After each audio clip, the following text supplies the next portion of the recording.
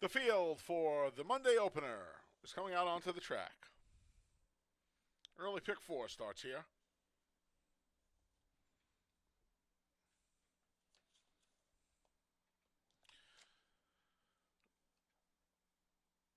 The 1 is Sox for Daughters with Stephen Frett. The 2 is Solo Tonight with Kay Bacoa. The 3 is Venji with Emmanuel De Diego. The 4 is Street Cop Officer with Luis Perez. The 5 is Hey Hey Harry with Michael Davila Jr. The 6 is 5 Aces. Kevin Navarro rides. The 7 is Kingdom on Pause with Romero Mirage.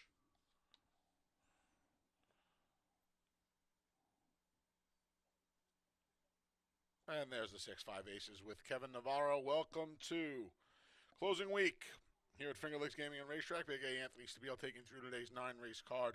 We'll make it quick. I'm probably going to come on before the post parade going forward since we're coming out at 3. A little bit of that chill in the air. Venji, the number 3, got the job done 2 back. Missed by a couple of lengths, is the big favorite last time after braking slowly. He's had this penchant for getting off slow. Hopefully he can reverse that today for Ralphie D, Gumpster Stable, and Emmanuel De Diego. He still hit the board in all 3 starts here, including that win 2 back. The 4 Street Cop Officer takes the big drop all the way from the allowance ranks. He's only raced this season in allowance ranks until today. He's in for the 11,000, and he his last 2 starts, he's had to come an awful long way, and he just hasn't been able to make up the ground late. Sometimes the best hops to drop. We'll see if he can get that done. And then finally the 5, Hey Hey Harry. I would imagine he's going to try and speed pop him. He's got the 2-turn speed, and he comes out of the 5.5 race in the mud. 3-4-5 in the opener. I used just the 3 and the 4 in the pick 4 ticket. 3-4 with 5-6-7 with 1-2-6 with 6-9 for $18. Best of luck if you're playing. Free PPs. FingerLakesGaming.com, courtesy of Equibase. Pick 6 carryover starts in race 3. $4,748. Best of luck here on the final Monday of the meet.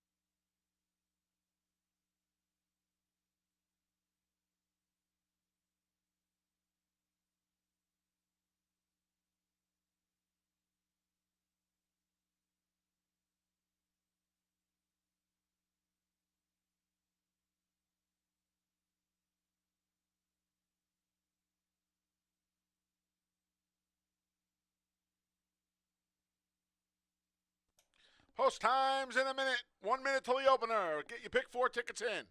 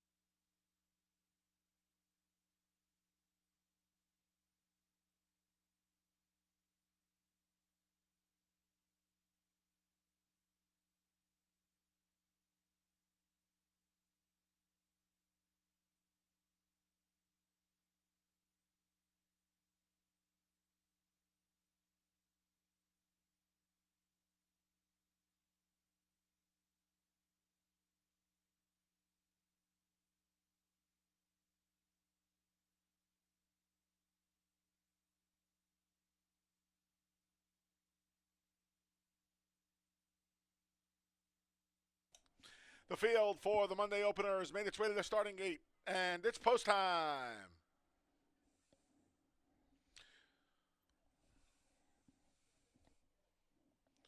Kick off the early pick 4 with 1.70 miles for the $11,000 claimers.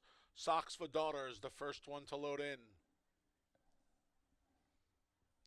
Here's Solo Tonight.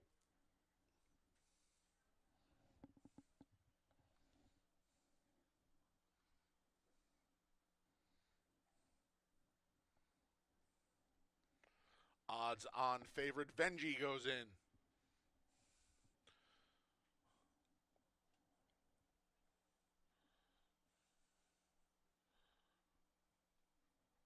Street Cop Officer is next. Here's Hey Hey Harry. Don't forget, get those free PPs.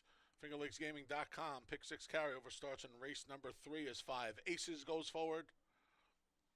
The last one to load is Kingdom on Pause. There in the gate. And they're off. Favorite Venji broke just a step slow there.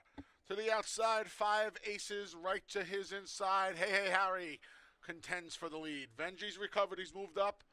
Widest of all is Kingdom on Pause in that first turn. Settled into 5th is Street Cop Officer. He's a little closer today. He's just 4 lengths from the lead. The 2 trailers, the Socks for Daughters, and Solo Tonight.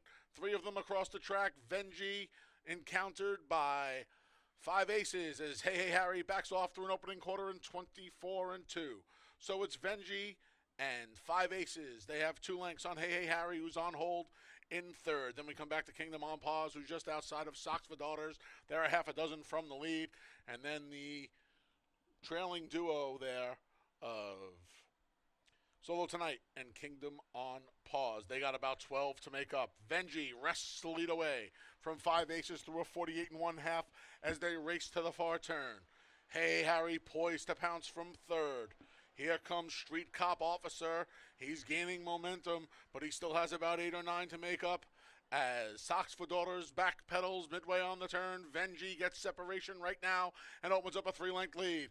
Hey Hey Harry, there's room at the rail for him as 5 aces begins to backpedal again. Here's Street Cop Officer from the back through 3/4 in 1:12 and 4. They're off the turn and they're into the stretch, and Venji has a commanding lead. It's a 4-length lead. Hey Hey Harry trying to keep pace in 2nd from the back. Socks for Daughters making up late ground. Street Cop Officer fluttering towards the middle of the track. They come past the 16th pole. It's all Venji.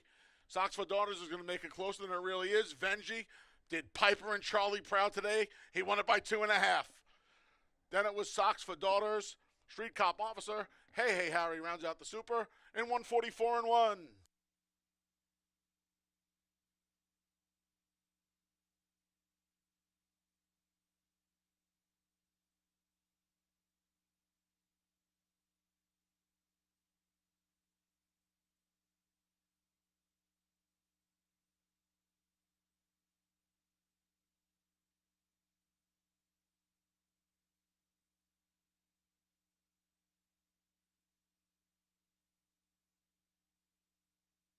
Number 3, Venji was first. 1, Socks for Daughters, 2nd. 4, Street Cop Officer, 3rd. 5, Hey Hey Harry was 4th.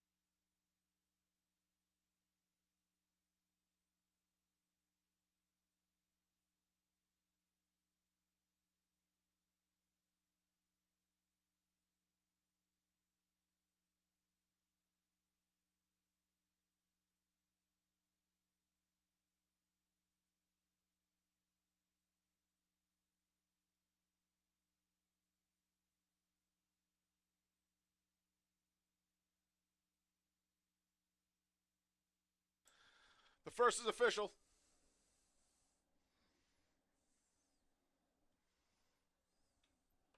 Returning to the winner's circles, the number 3, Venji. 4-year-old gelding's the son of Gunrunner out of the Flattermare Classic Point. Venji is owned by Gumster Stable, trained by Ralph D'Alessandro, winning rider Emmanuel De Diego. Hide the cigar, Ralph.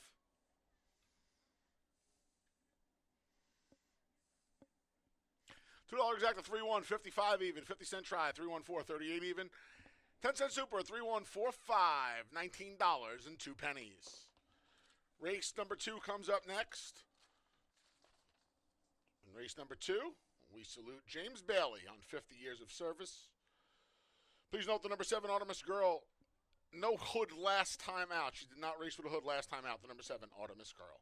Post time for the second, the start of the first pick 3 of the day, is in just over 19 minutes.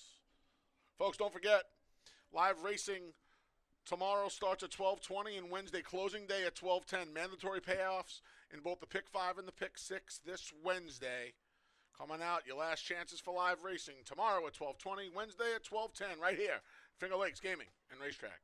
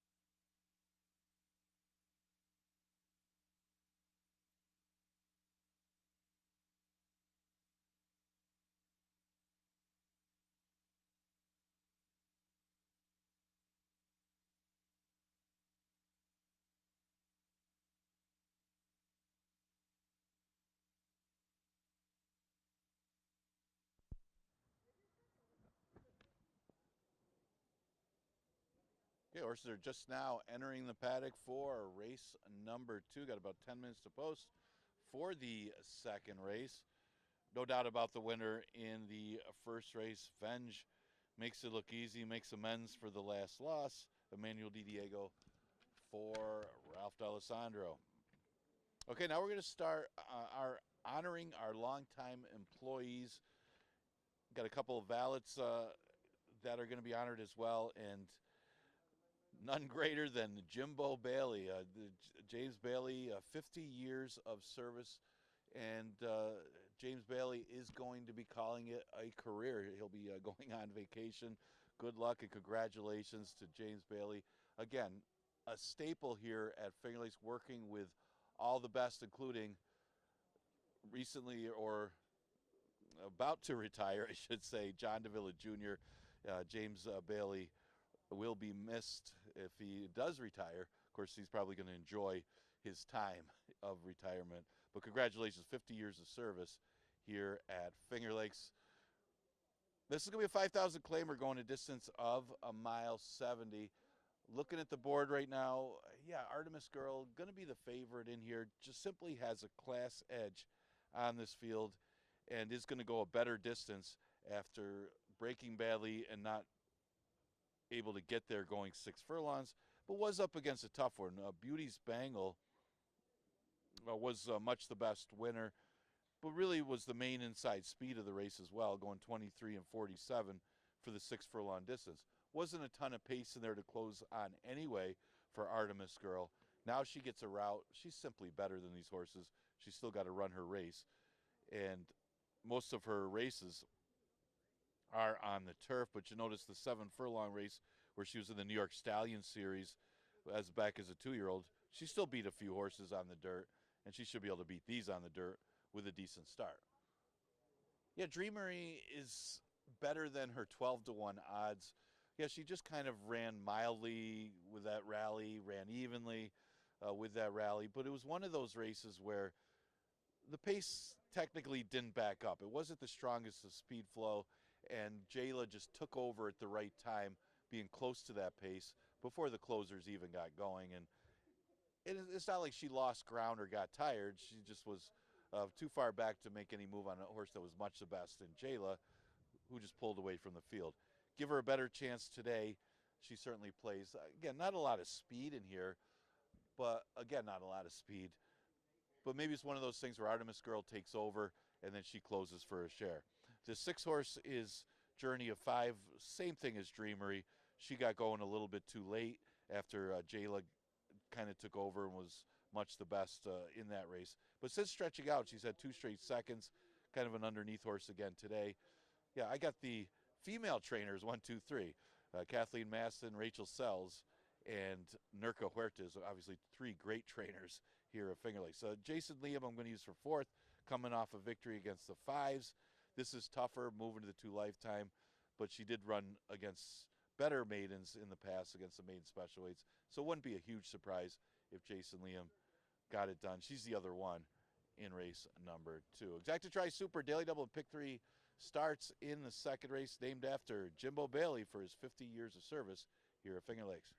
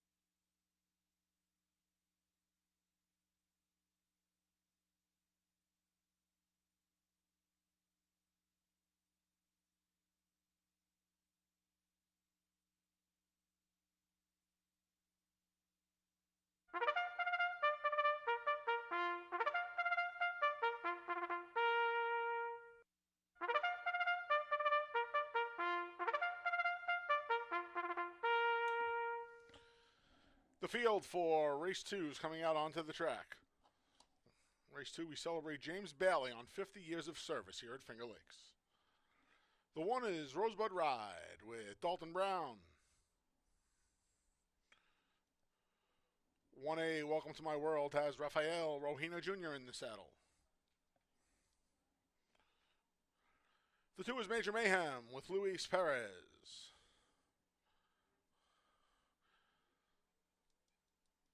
The 3 is Miami Twofer. John Berrios rides.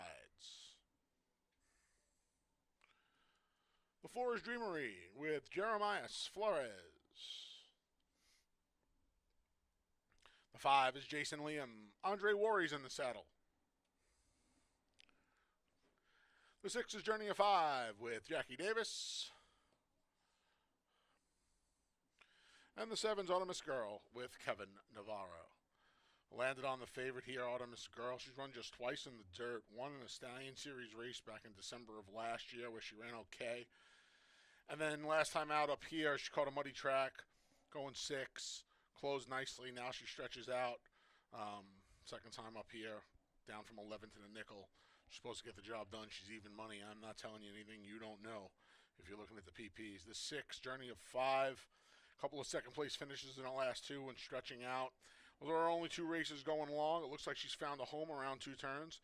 Just hasn't got the job done yet. She didn't have a great start last time, but 2 starts back, she broke alertly and was on or close to a very slow pace. We'll see if she can get closer again. I'm sorry, I have Jason Liam second. Jason Liam got out of the maiden ranks last time. He's raced 10 times up here. 3 seconds, that's why I put her there. And then wrap it up with Journey of 5 for the reasons I said earlier. We'll see if she can get to the lead today after breaking a little poorly last time out. 7-5-6. Don't forget to get your PPs if you don't have them already. FingerLakesGaming.com. That pick 6 carryover kicks off in race number 3. We start the first pick 3 of the day here. Best of luck if you're playing.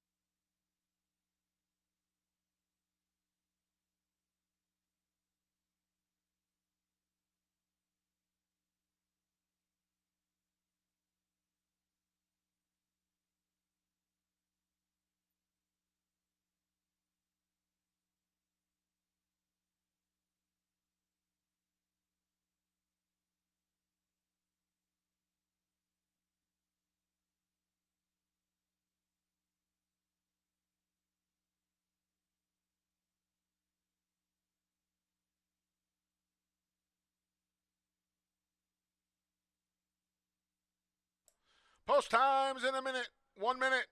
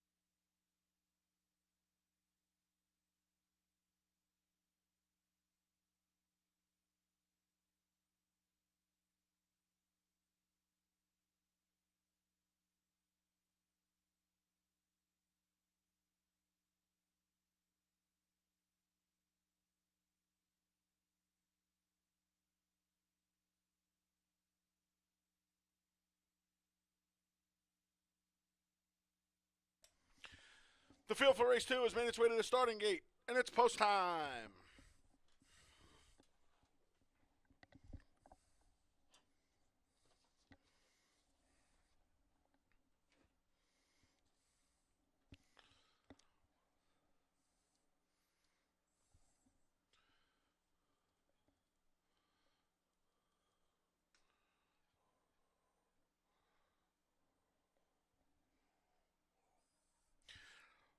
Dalton rounds off Rosebud Ride, who's been walking around the front of the starting gate. Fantastic gate crew here at Finger Lakes will back her in, and then Dalton will climb aboard once she is settled into stall number 2 as part of the entry in this field of 8 7-betting interests. There goes Dalton climbing aboard as Major Mayhem loads to her inside. Here's Miami Twofer. Actually, before Miami Twofer goes in, Jason Liam's going to go in out of order. Now Miami Twofer goes forward.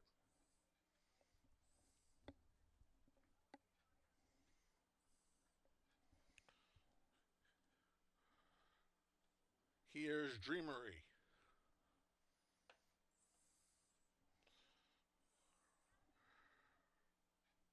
Journey of Five's up next.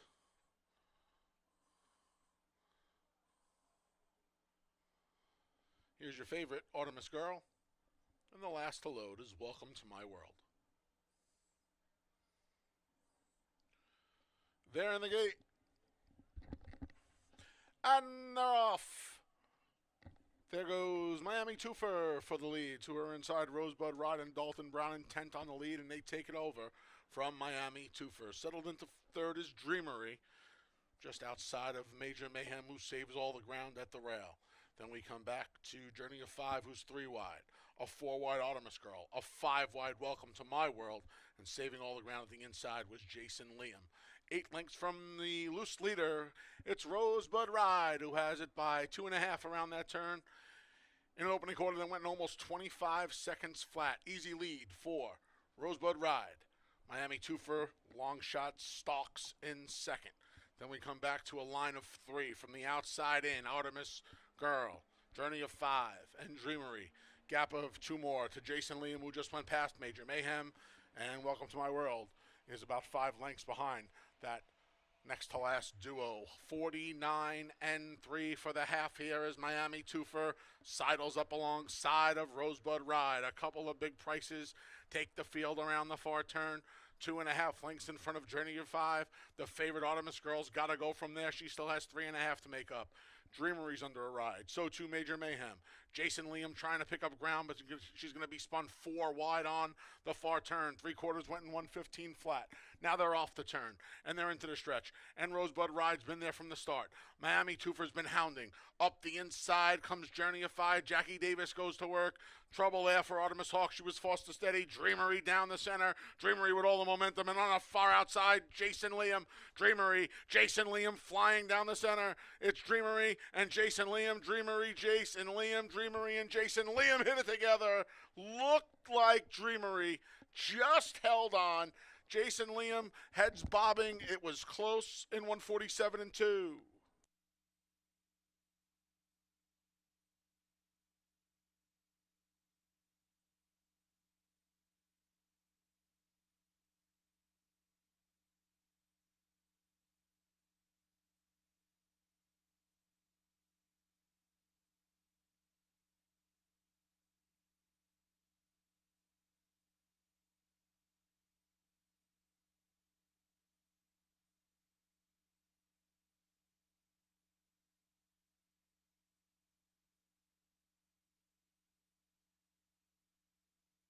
Photo finish.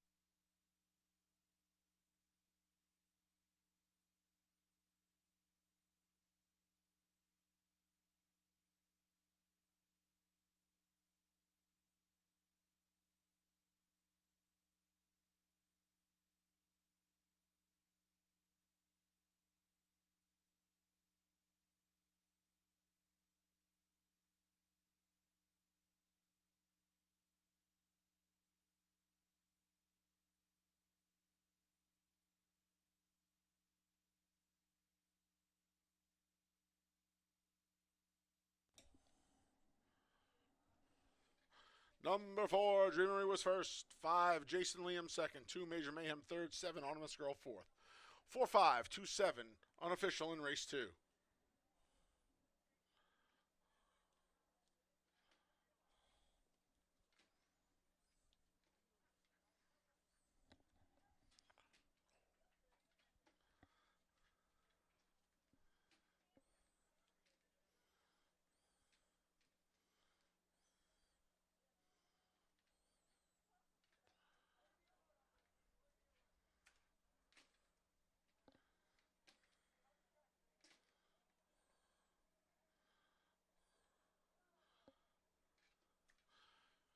Making our way to the winner's circles, the number 4, Dreamery.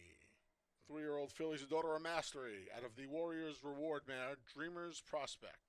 A New York bred, Dreamery is owned by Frank Famura and Come What May Racing, trained by Rachel Sells, winning rider Jeremiah Flores, and it's official.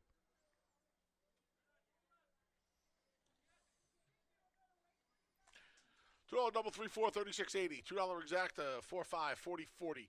50-cent try, 4-5-2, 45.87. Dime super, 4-5, 2-7, $20, 27 cents. If you will turn your attention to the winner's circle, we'd like to congratulate jockey valet James Jimbo Bailey on 50 years of service here at Finger Lakes Gaming and Racetrack.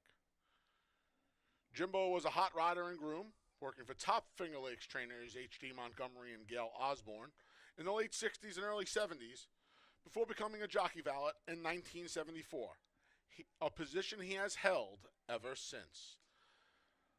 Please help us to congratulate Jimbo on 50 years here at Finger Lakes. Thanks, Jimbo.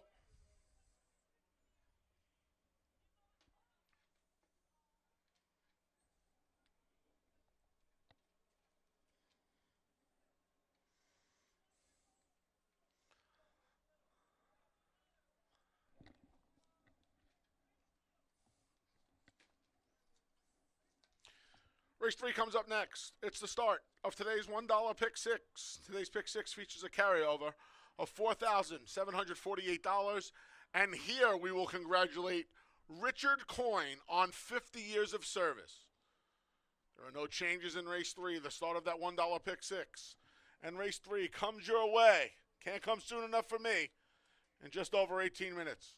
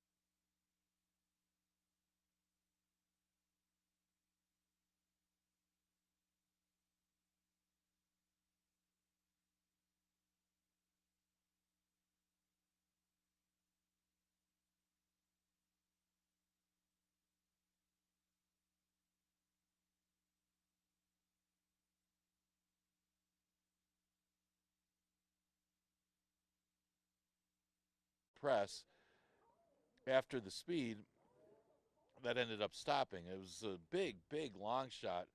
Uncle Vic that ended up winning the race was too tough to call. I actually thought Interchanger, Thorso was second, won the race. Was close to the naked eye. It does say he had some trouble, and he did. He had some late trouble where he got squeezed out, but he wasn't going to win the race anyway.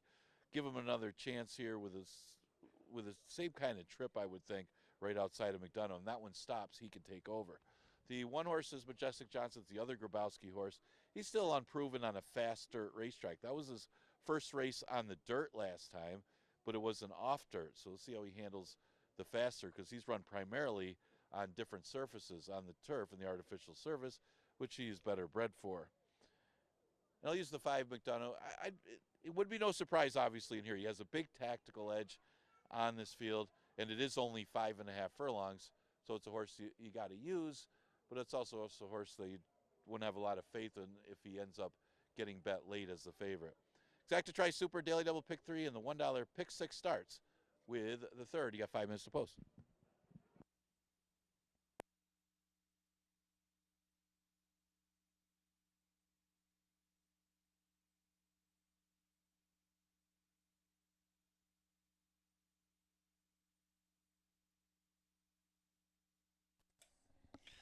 All right. I'm going to try 2-1-6 here in race number 3 as we congratulate Finger Lakes steward Rick Coyne on 50 years of service here in Farmington. More on Rick when this one is over with. Ripe for Mischief, 9-1, just missed in that 3-horse photo with Uncle Vic was paid $109, I believe, an interchanger. They were all on the line kind of together, and Ripe for Mischief just missed. Season ends, so Dana Saul wheels this one right back. I'm going to try my chances with him. He's a good price, too. He'll probably be about 5 or 6 to 1 when all's said and done. Luis Perez was supposed to ride him last time, but he took off, and now he's back. He's aboard today. See if Ripe for Mischief can get the job done at a price. The 1 Majestic Johnson rail skimming ride by Heeman Harkey last time to get the money from well off the pace. He was about next to last turning for home, and he got the job done against the 2 life. Now he moves up to 3 life, and then finally Mudville 9 was just 2 lengths behind Uncle Vic and the others last time out. Good start, 2 back. He's made just 4 starts up here, 2 for the 11, 2 for the 5. We'll see if he can just try and be a little bit closer today for Ralphie D. Looking for his second of the day. Andre Warrior aboard this one. 2-1-6 for me here. Pick 6 starts with the carryover. Best of luck if you're playing.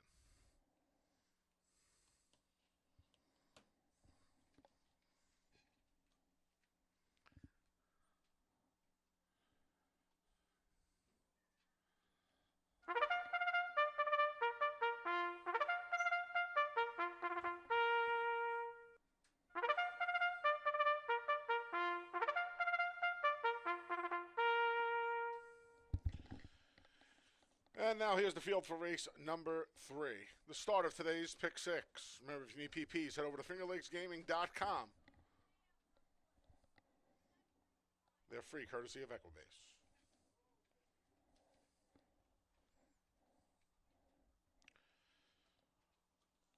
The 1 is Majestic Johnson with Heeman Harkey. The 2 is Ripe for Mischief with Luis Perez. The 3 is Misawa. Dalton Brown rides. The 4 is 8 weeks long with Anthony Rodriguez. The 5 is McDonough. Michael Davila Jr. is in the saddle. The 6 is Mudville 9 with Andre Warry. And the 7's Indy Cowboy with Cabracoa. Again, that Pick 6 starts here. Post time a little over 2 minutes away.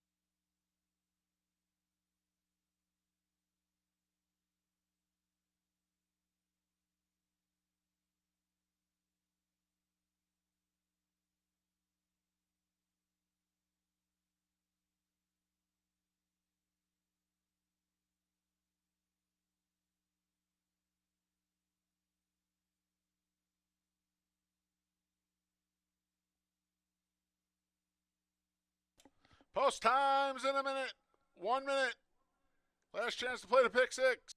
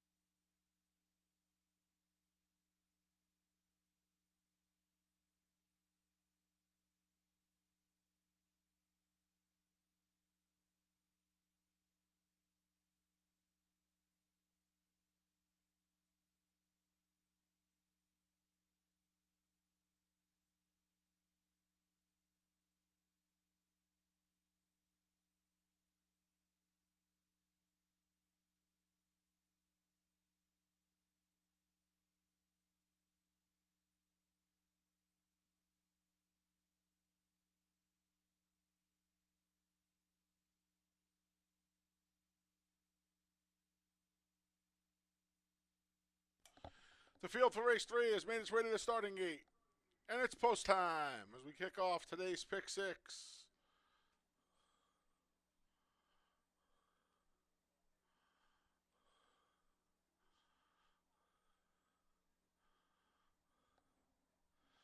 Majestic Johnson's in. Here's Ripe for Mischief.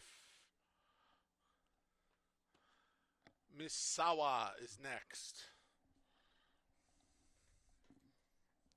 8 weeks long goes forward. Here's the speedy McDonough. Mudville 9 goes forward. Don't forget free PPs over at fingerlakesgaming.com. The pick 5 starts in race 5. Last to load your even money favorite. Indy Cowboy. They're in the gate. And they're off. Off a beat slow there, was 8 weeks long. Not so for McDonough, where he likes to be on the front end. Misawa, Dalton Brown hustling that one to McDonough's inside to vie for the lead, but McDonough holds it a half length. Then we come back to Mudville 9 and Indy Cowboy. They race as a team 3rd and 4th. Gap of 2.5 to Majestic Johnson, who's inside of Ripe for Mischief. The trailer is 8 weeks long, 9 from the front.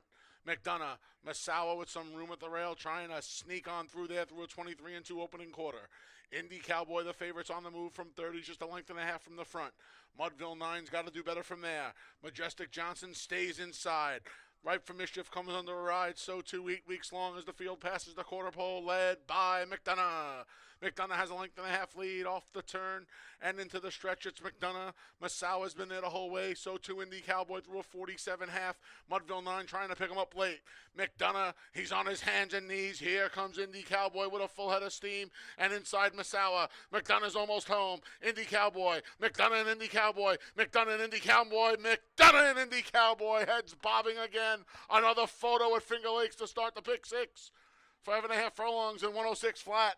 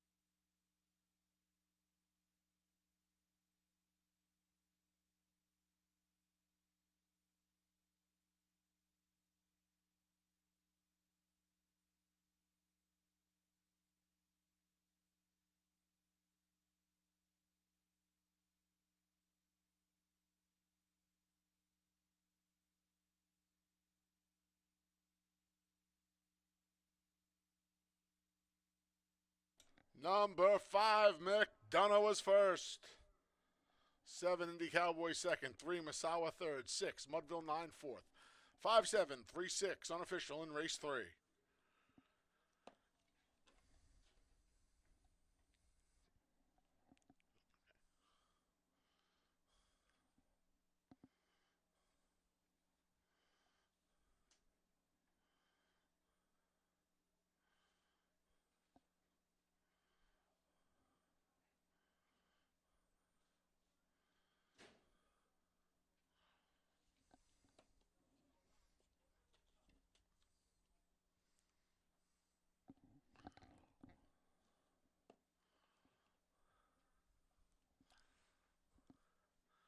Race 3 is official.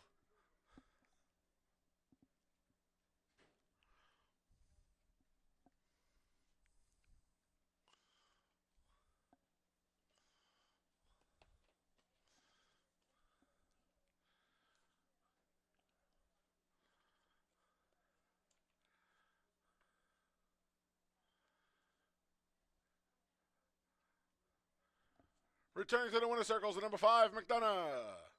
The 4-year-old gelding just on the Teufelsberg out of the Circular Key Mare, Get the Money Honey. A New York bred. McDonough is owned by Forgotten Man Racing, trained by Asaph Ronan, winning rider Michael Davila Jr.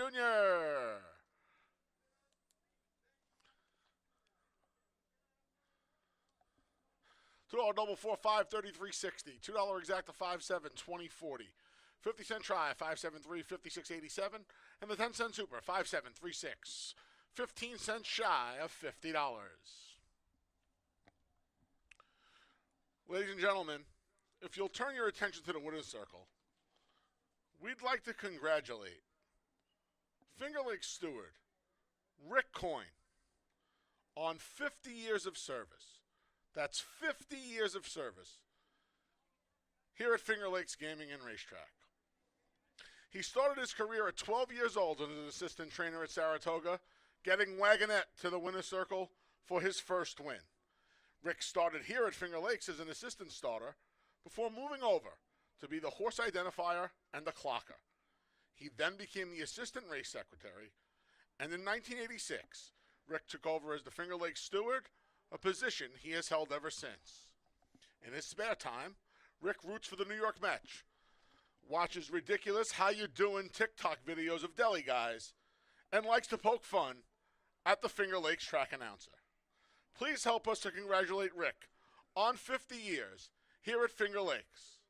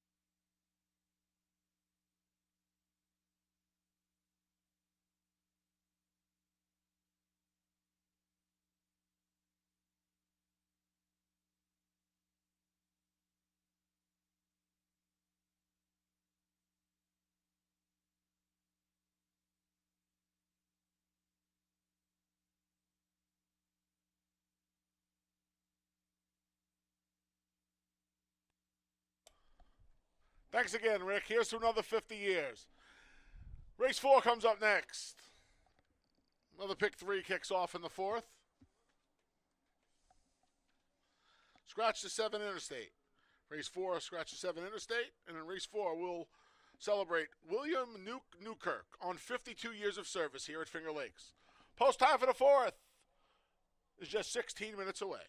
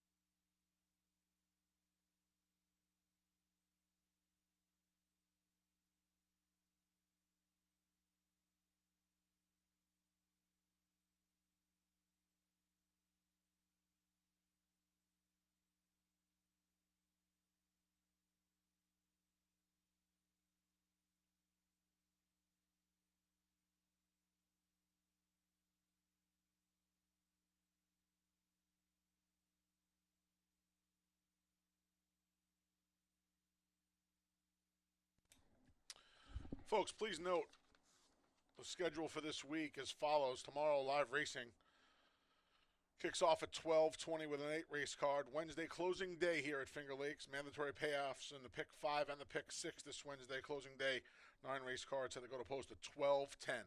There will be no simulcasting this Thursday, November 28th, for Thanksgiving. And starting Monday, the simulcast hours are as follows. Monday through Thursday, 11:30 a.m. to 5:30 p.m.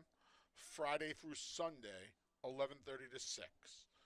Monday through Thursday, 11:30 to 5:30. Friday through Sunday, 11:30 to 6. And again, no simulcast wagering this Thursday. Thanksgiving.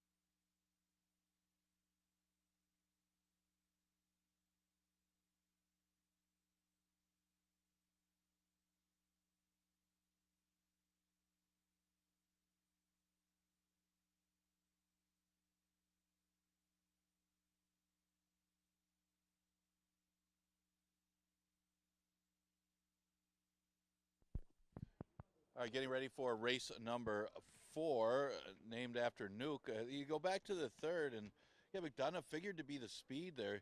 He just had some issues holding on. Today, at the 5.5 furlong distance, as the main speed, was able to hold off Indy Cowboy. It was tight, but Michael Davila did a good job of keeping that one together and rating him perfectly for Asaf Ronan to start off the pick 6.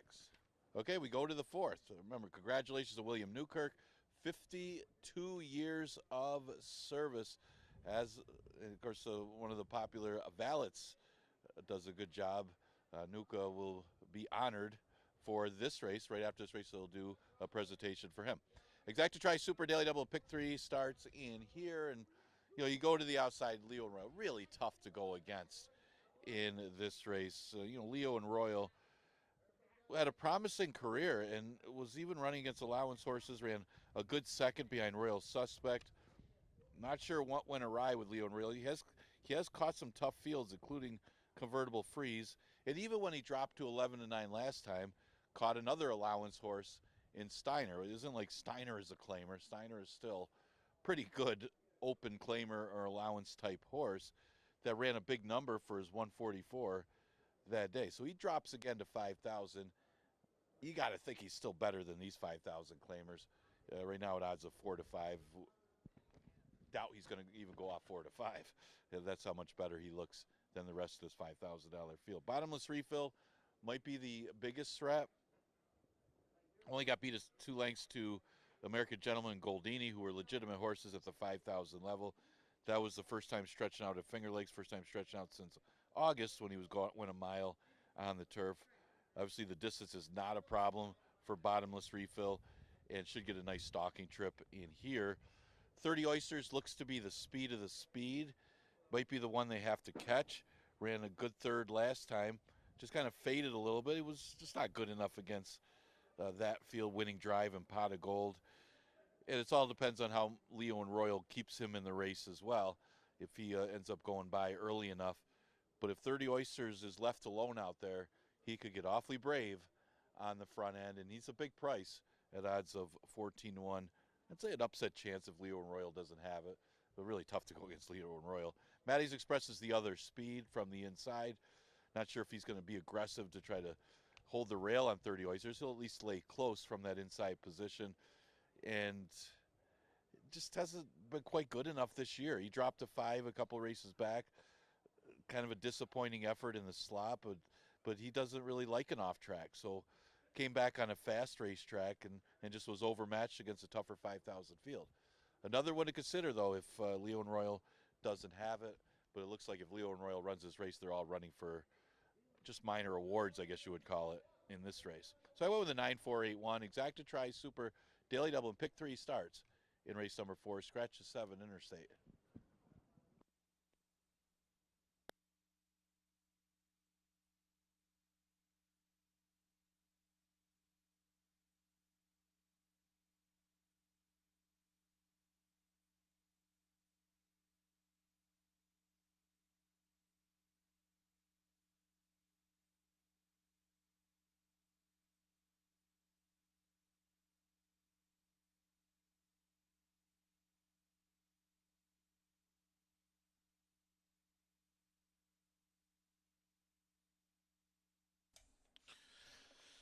All right, race number 4 comes up here. Thought Leo and Royal was going to be really tough today, obviously, at the short price. I actually like a cold exacta here. Leo and Royal, I don't really need to talk much about him. Just dropping down, he just makes a lot of sense. The 6, Kodiak Brown, is where I landed for second here. I feel like he ran well last time out while wide on the far. He was wide on the far turn. He still kept coming. He made up ground late in the game. They went pretty quick up front, but he still made up plenty of ground late in the game. I think he can round out a cold 9-6 exacta here. And I rounded things out with Town Jack, who I thought ran pretty well 2 back. And then last time in that same race, he was actually just inside of Kodiak Brown, but he was in front of Kodiak Brown. I think he did a little more of the dirty work and tired late. So I went 9-6-3 here. I think it's going to be tough to get past Leo and Royal. The pick 4 ticket was only $9 before, so I threw Kodiak Brown in. If you want to make a little reverse, 6-9, I don't blame you. But I went 9-6-3 here, and I'm playing a cold 9-6 exacta. Best of luck here in race number 4. We kick off another pick 3 in here.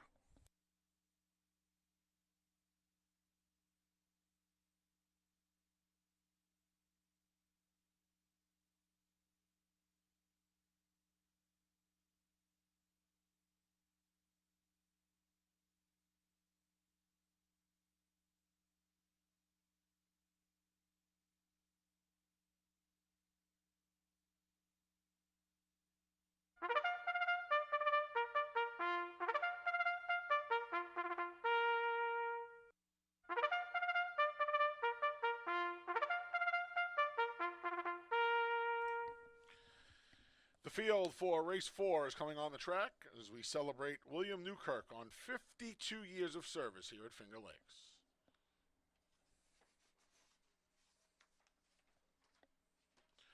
The 1 is Matty's Express with Kevin Navarro.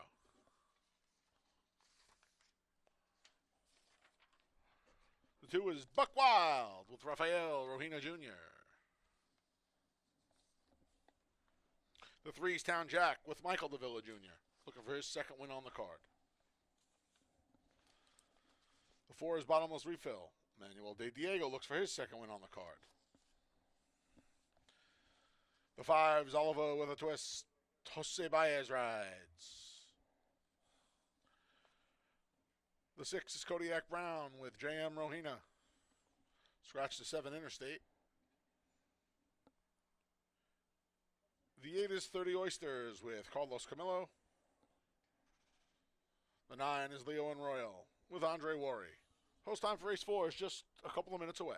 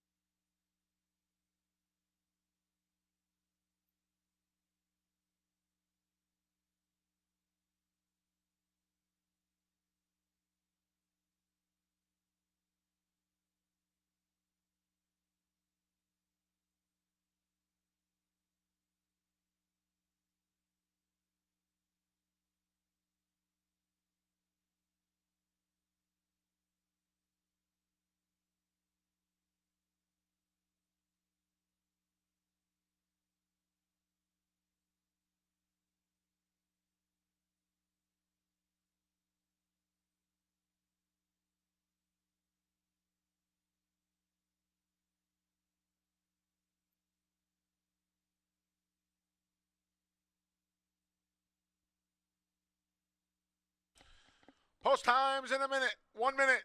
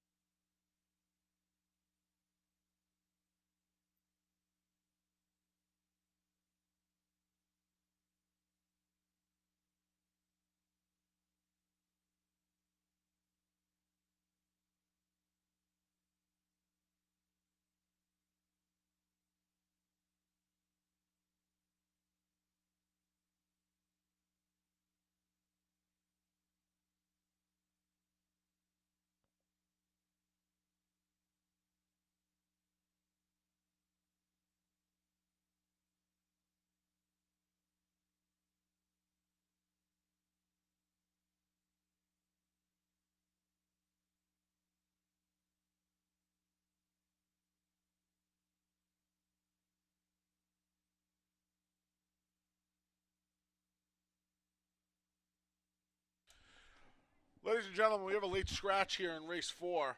Upon advice of the track vet, late scratch the number 4, bottomless refill.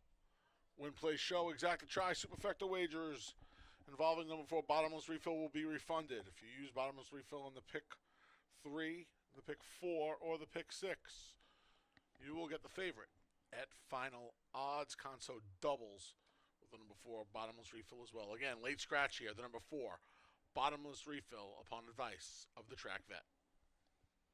The rest of the field is behind the starting gate.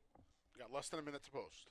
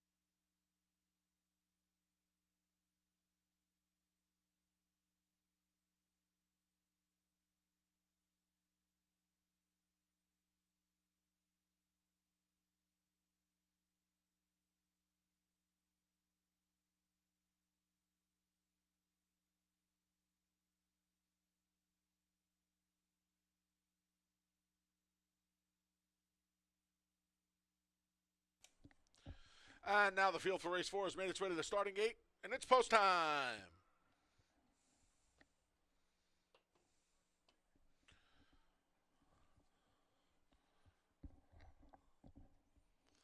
Maddie's Express, the first to load.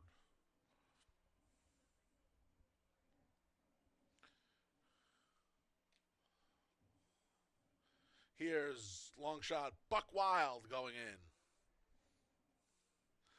Town Jack goes forward.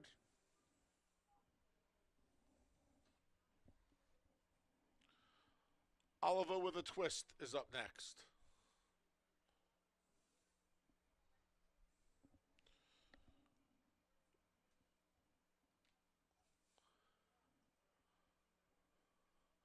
Kodiak Brown goes in.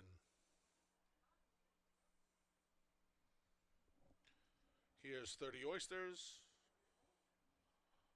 And the last one in is your favorite, your heavy favorite, Leo and Royal. They're in the gate. And they're off. Pinch there a bit at the start was the number 2, Buck Wild. To the outside, 30 Oysters for the lead. Between horses is Oliver with a twist, and at the rail, protecting inside post is Maddie's Express.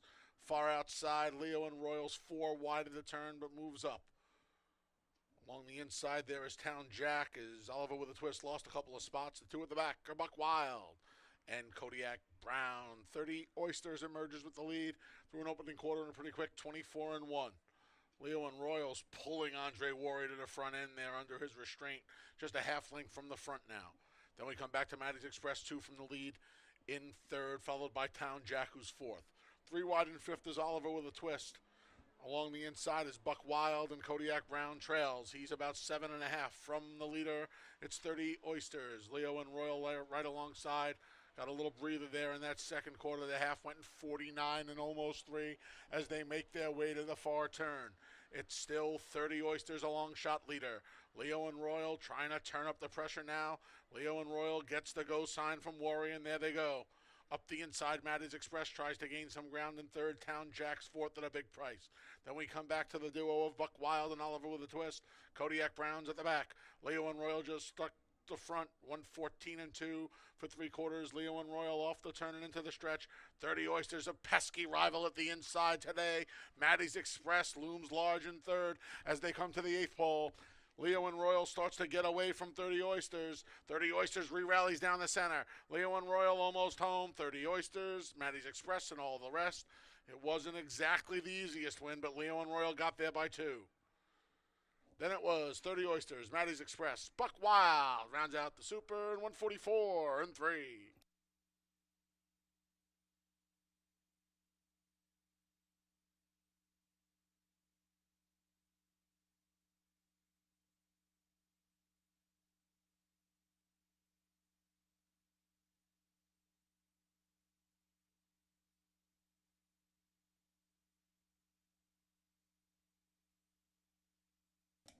Number 9, Leo and Royal first. 8, 30 Oysters second. 1, Maddie's Express third. 2, Buck Wild finished 4th.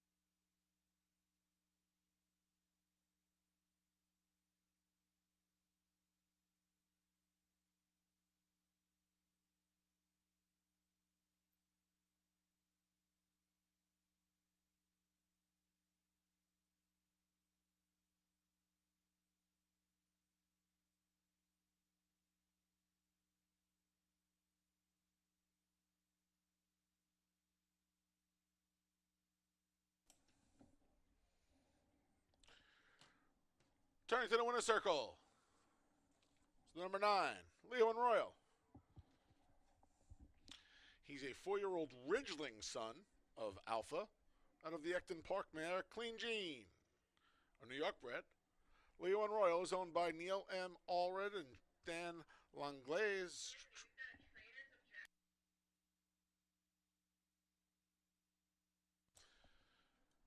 Trained by Jeremy Englehart, winning rider Andre Warry. And ladies and gentlemen, there's a trainer's claim of foul here. The trainer of the number 1, Maddie's Express, is lodging a claim of foul against second place finisher, number 8, 30 Oysters in the stretch. The trainer of the number 1, Maddie's Express, has lodged a claim of foul. Trainer of the third place finisher, Maddie's Express, lodged a claim of foul against the second place finisher, number 8, 30 Oysters in the stretch. Please hold all tickets. Right now, unofficial, it's 9-8-1-2.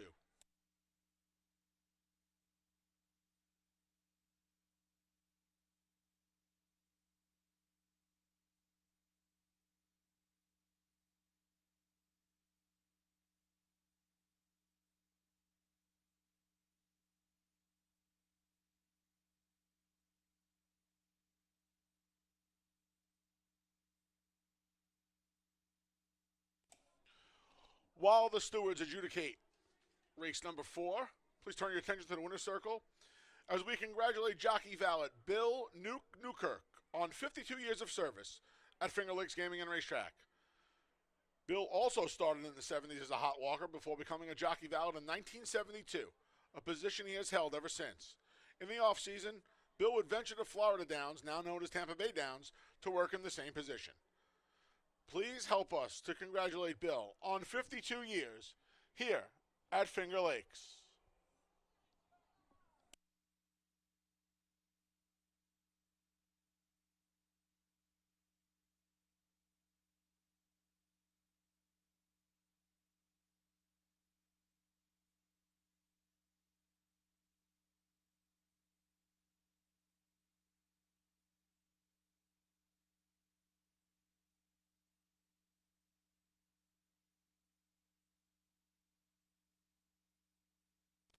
The result stands.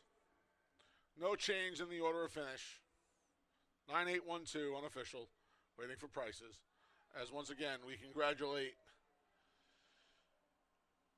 Bill Newkirk on 52 years of service here at Finger Lakes. Thanks, Bill.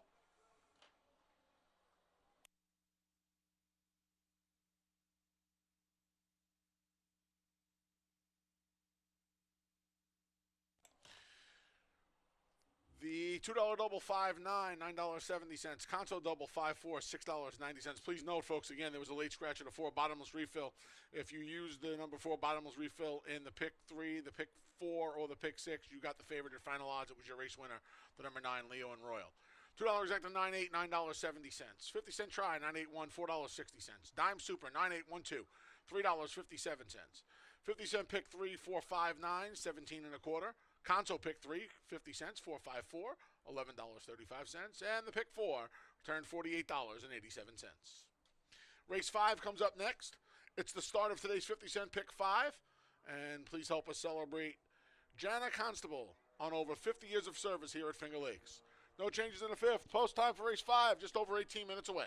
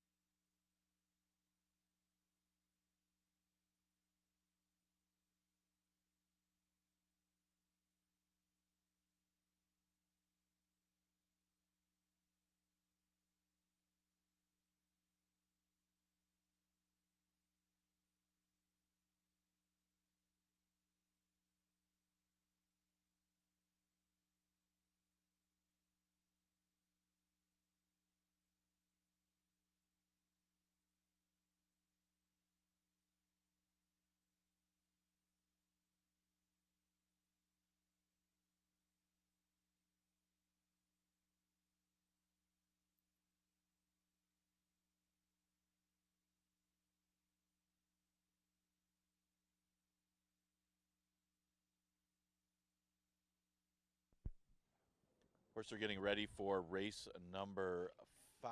And, yeah, no big surprises there. Leo and Royal just too good for that $5,000 field. It was 30 Oysters was the speed. Had to be worn down by Leo and Royal. And Maddie's Express was the other one with a scratch of bottomless refill. So short prices, but that one was in form. And Leo and Royal start off the pick 3. Remember, there's a late scratch of the 4 bottomless refill. If you had that one in the pick 6 or the pick 4, you get the post-time favorite. All right, congratulations to Janna Constable for over 50 years of service. Well-deserved. The best employees here. Exacta Try Super Daily Double in the pick 5 starts in race number 5. And, you know, start with Miss City Girl. Miss City Girl looked good when she broke her maiden here in August. And then tried tougher in New York. Actually wasn't that badly beaten on the turf. And then last time ran into a very sharp one. And Conquito, who just dominated that field. And she put up a good number that day. Now, yes, she came back and didn't do so well last week, but she was still sharp then. And Miss City Girl had a big effort to be second. And she didn't have the greatest of trips either. Not that she was going to beat that rival. Well, no such rival in here.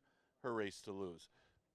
These are on top. I thought the main threat might be the one, Maze Love Laffy, just because of the pace scenario in here. There's not a lot of speed. Troubled Luck is one of those with the false speed. She took over in a paceless field last time against a kind of a soft maiden group. So not sure if she'll show as much speed. And then you got the 5, Lady Jasmine, who's got speed on the turf. She looks the quickest, at least from her turf form. She's the fastest of the speed. But Maze Love Laffy is inside, and she should be able to work out a trip either way. And, yeah, she's one of those horses that keep running underneath, but maybe she can get the right kind of trip. Lady Jasmine, yeah, if she handles the dirt and she can get the lead in here, she's certainly dangerous as well. So you got 5 minutes to post for the 5th Exacta Try Super Daily Double, and the pick 5 starts with this race.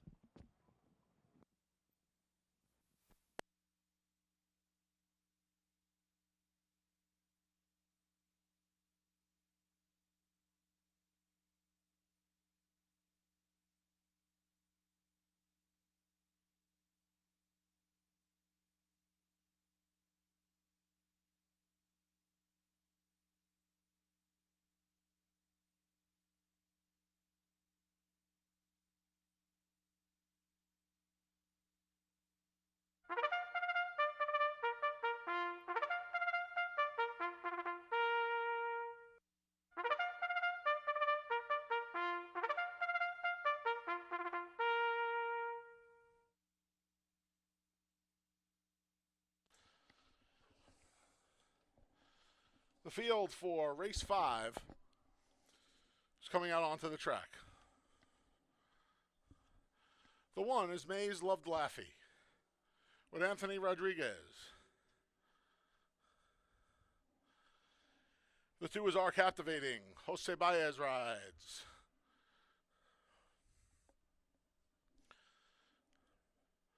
The 3 is Miss City Girl with Kay Bacoa.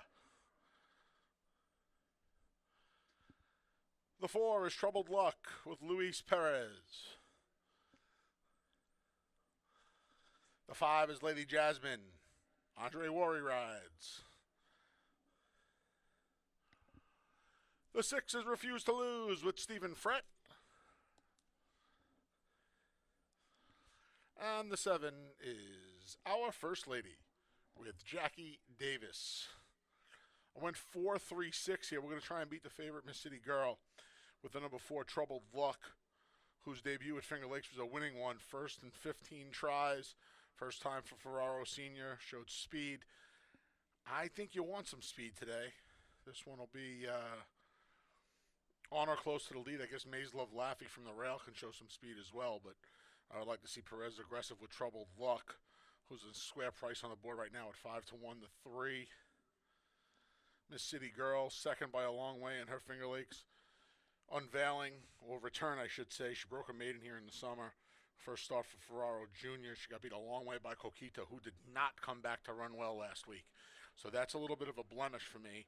And I figured she was going to be a short price, so I'm going to take a little chance against her and then wrap things up with the 6, Refuse to Lose. I don't know what happened last time, Her Finger Lakes debut was a winning one in the slop, and maybe that was it. Maybe she just loved the wet track that day. But her last was too bad to be believable. And she's a gigantic price at 12 to 1, so I'll give her another chance. 436 as we celebrate Janna Constable's service over 50 years here at Finger Lakes. Best of luck in the fifth as we kick off today's 50 cent pick 5.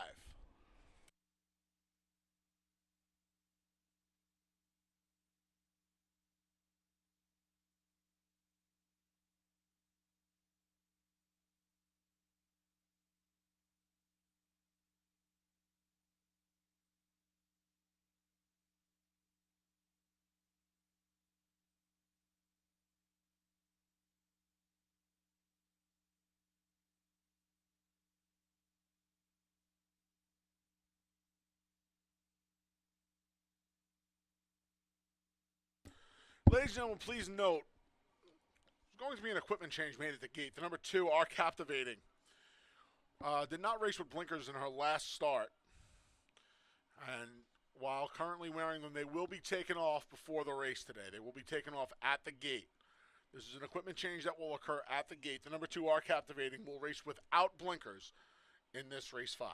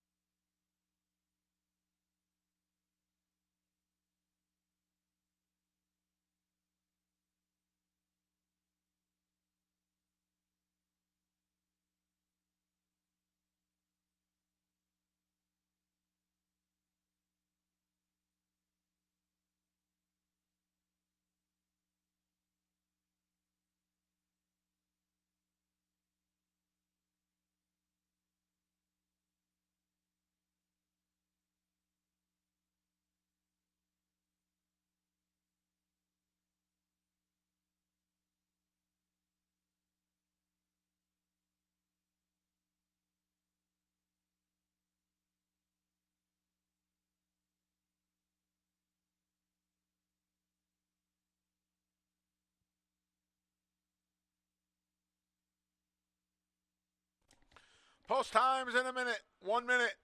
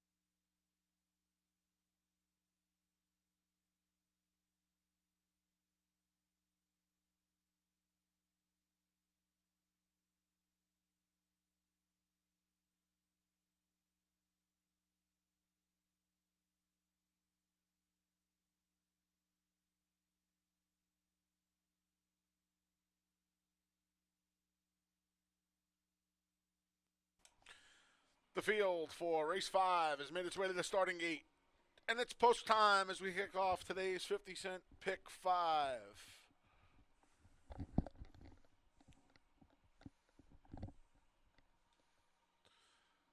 Mays loved Laffey, the first to go in.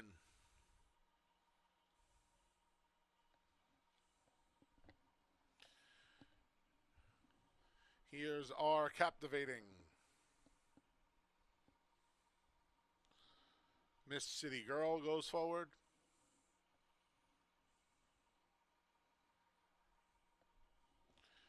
Here's Troubled Luck.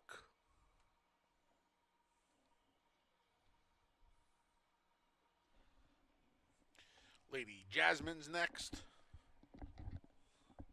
The last two to load. A couple of long shots. Refuse to Lose. And Our First Lady. There in the gate. And they're off. Off slowly there was the 6, Refuse to Lose. Away quickly, both Troubled Luck and Lady Jasmine. Lady Jasmine wins the battle to the first turn and gets a length on Troubled Luck. And we come back to our captivating, who was just passed by both Mays Loved Laffey and Miss City Girl. Some rank there on the turn was Troubled Luck. Looks like her and Mays Loved Laffey may have made some contact.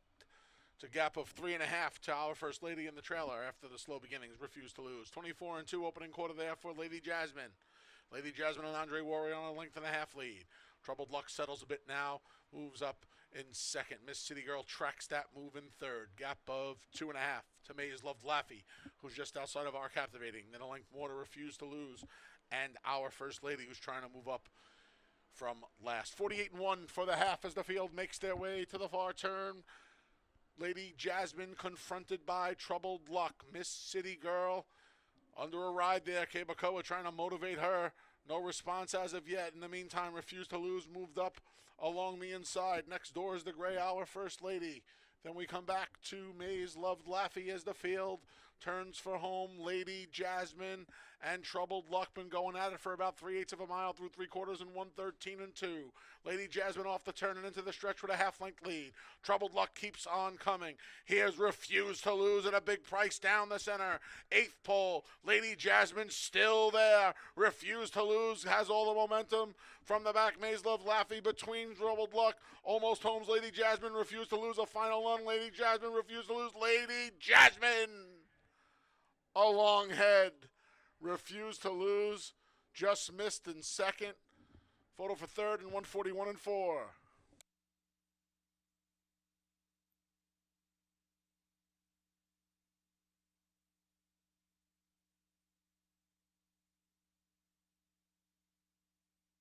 Photo finish. Hold all tickets.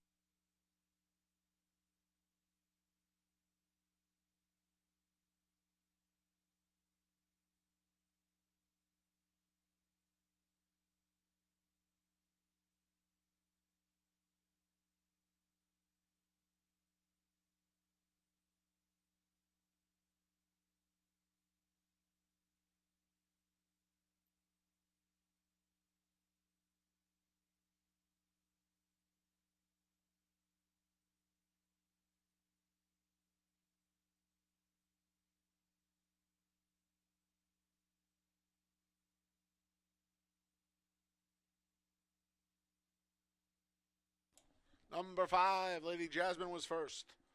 6, Refuse to Lose second. 4, Troubled Luck third. 1, Mays Loved Laffey finished fourth.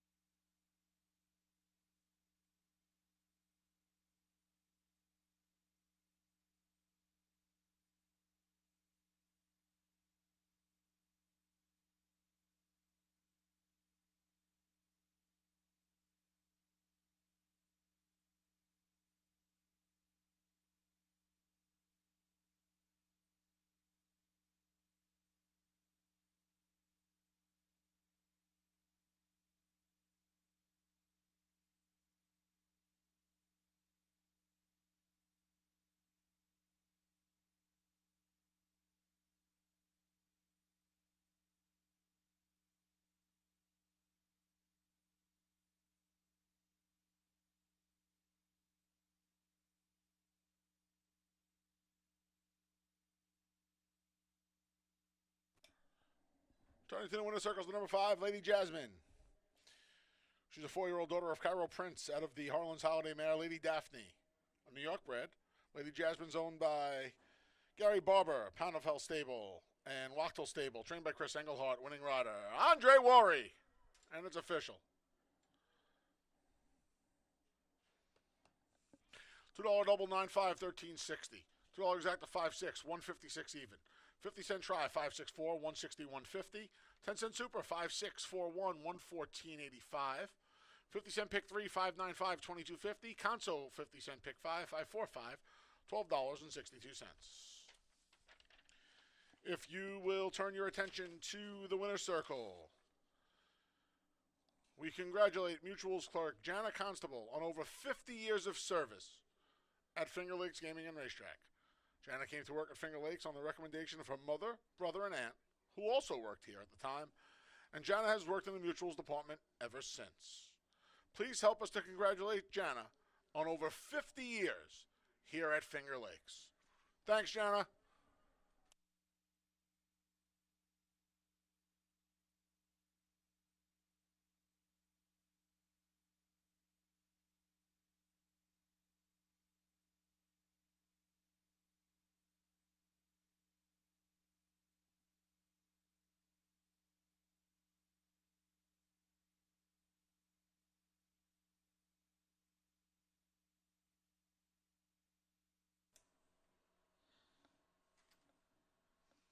Race 6 comes up next. It kicks off the late pick 4 as we celebrate longtime clerk of scales Jack Keller on 58 years of service here at Finger Lakes Gaming and Racetrack.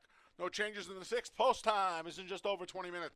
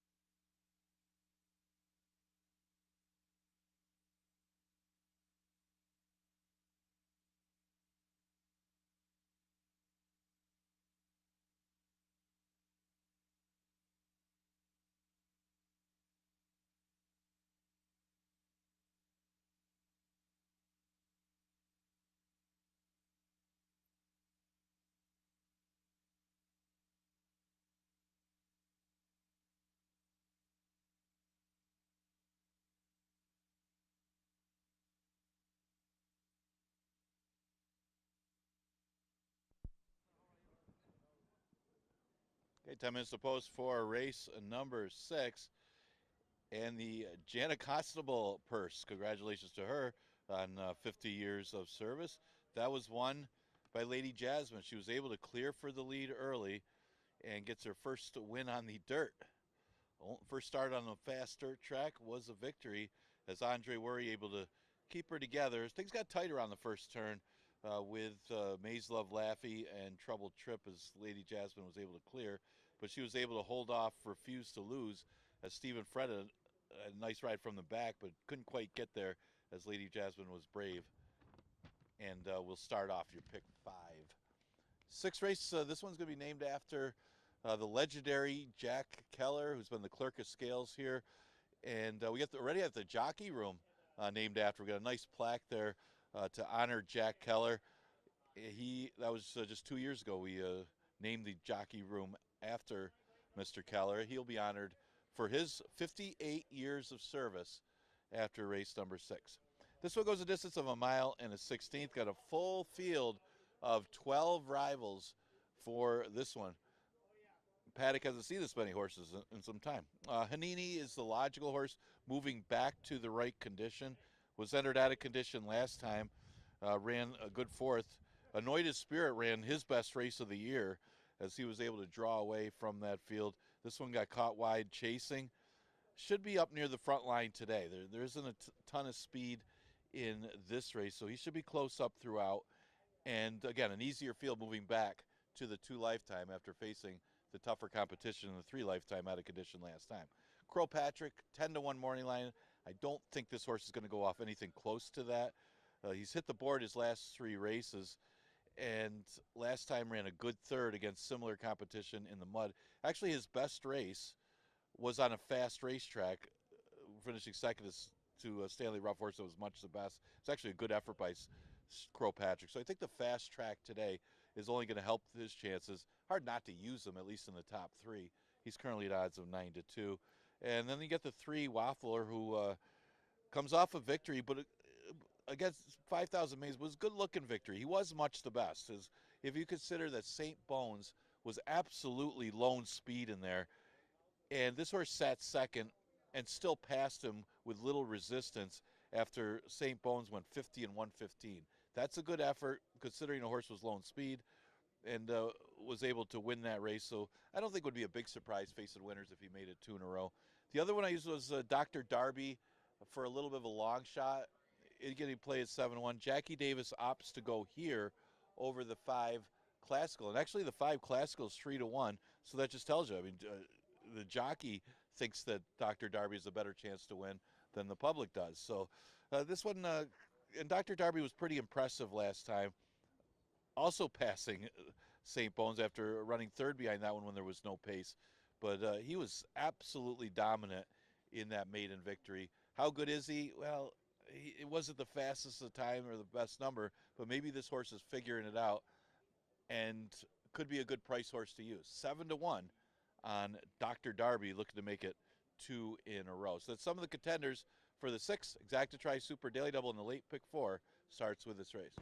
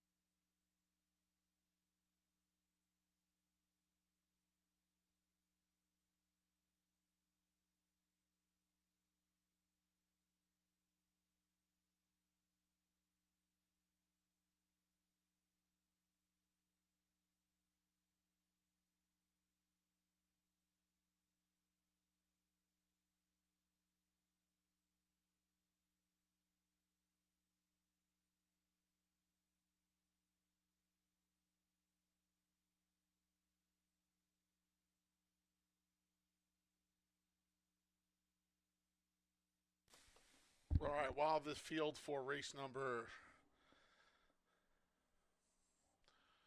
6 is still in the paddock.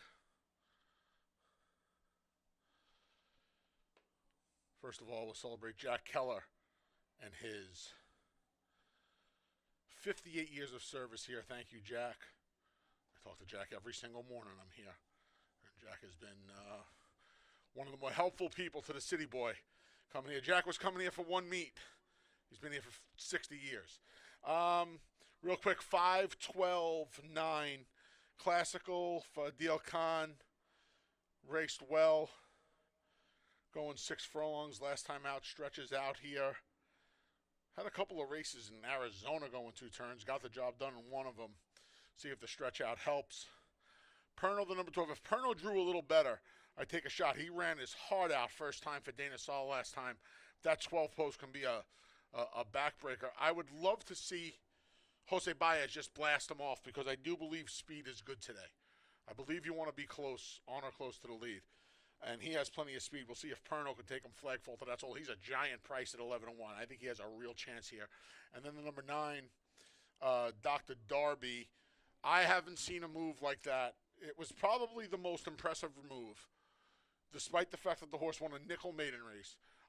That horse ran for a half mile last time, and he kept moving forward for a half mile. I have not seen that in 7 months here at Finger Lakes. Very impressive effort last time out. I also, on the pick 4, threw in the 6, Hinani. 5-12-9 with a little 6. Field's coming out on the track now.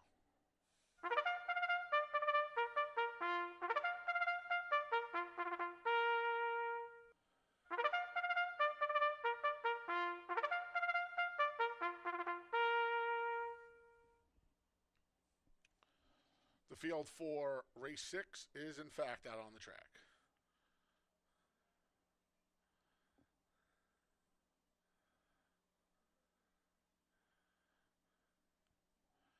The number 2 is Croag Patrick with Kevin Navarro.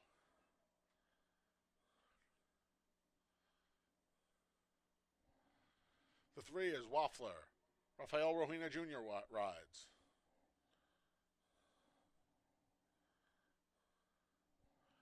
The 4 is Watch Hill with Nazario Alvarado.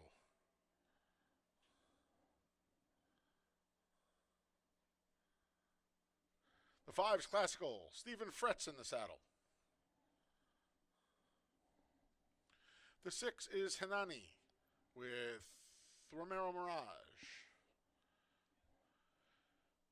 The 7 is Dancing with Jake. Andre Worry rides.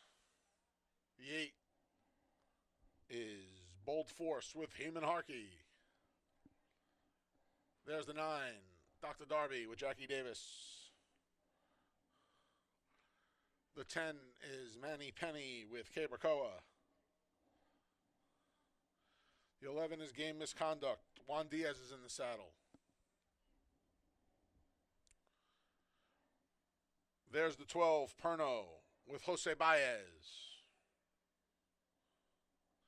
And on the turn already is the number 1, Party News with J.M. Rohina. Field the 12, we kick off the late pick 4. Post time is in a couple of minutes.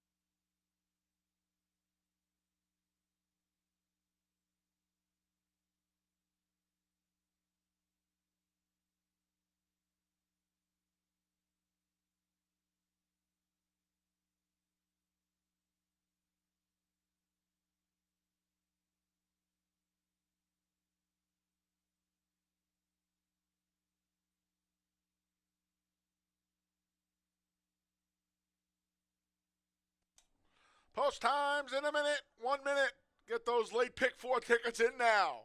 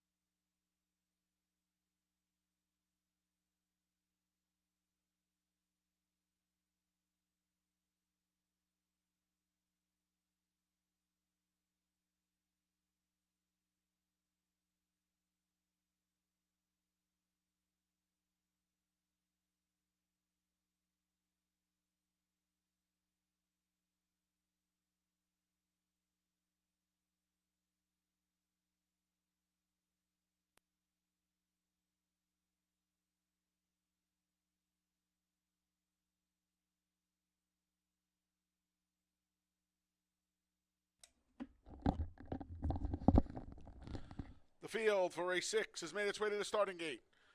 And it's post time as we kick off today's late pick 4.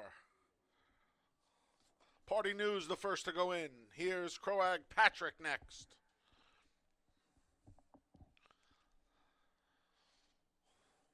Waffler goes forward.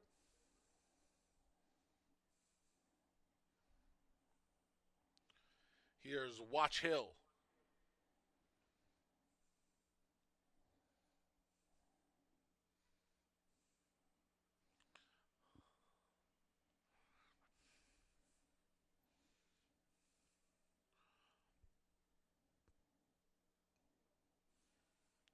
Lukewarm favorite Classical is in. Here's Hinani.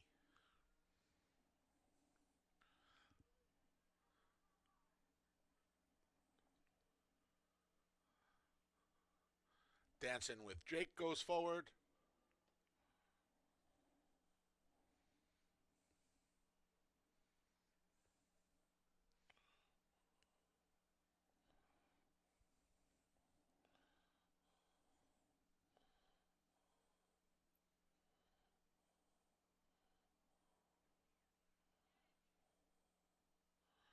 Perno going to load to the outside stall, out of order. In goes Bold Force to stall 8.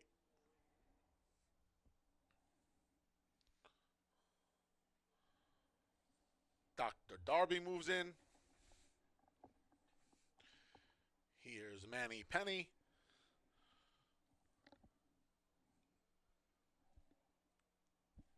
Game Misconduct is the last to load. They're in the gate.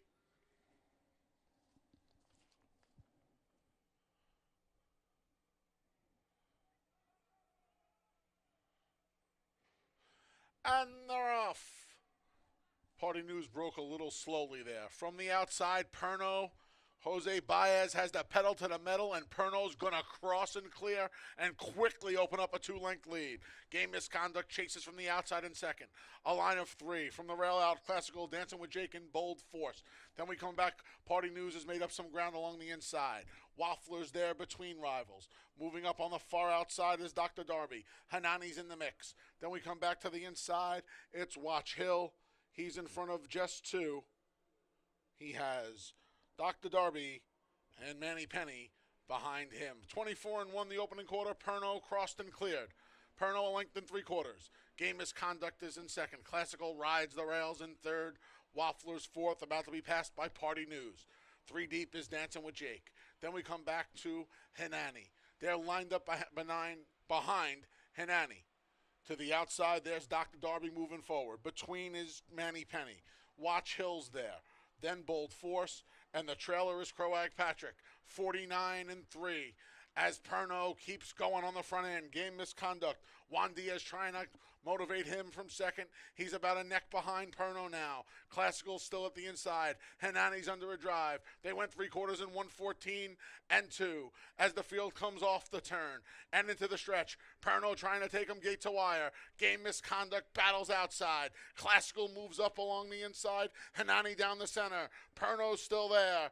Game misconduct and Perno. These two have been at it from the start. Classical switches outside, then Hanani. Deep stretch, Perno won't give in. Game misconduct's trying to get him, so's Classical. Perno, game misconduct, Classical, Perno, and Classical got him. Classical got Perno in the very last stride. Game misconduct was third. The final time was 1:48 flat.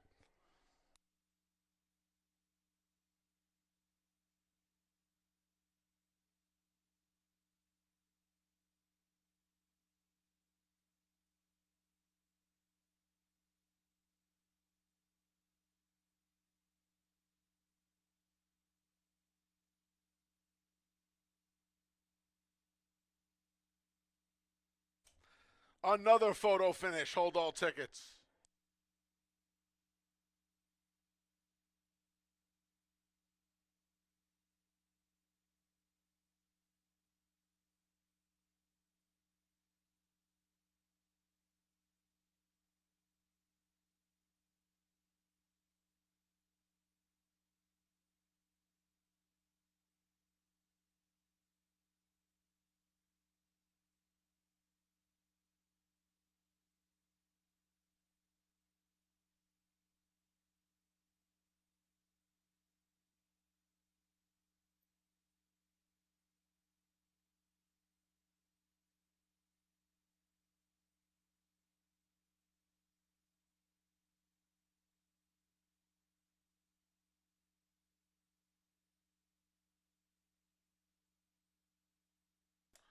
Number 5, Classical was first. 12, Perno second. 11, Game Misconduct third. 9, Dr. Darby fourth. 5, 12, 11, 9 in race 6.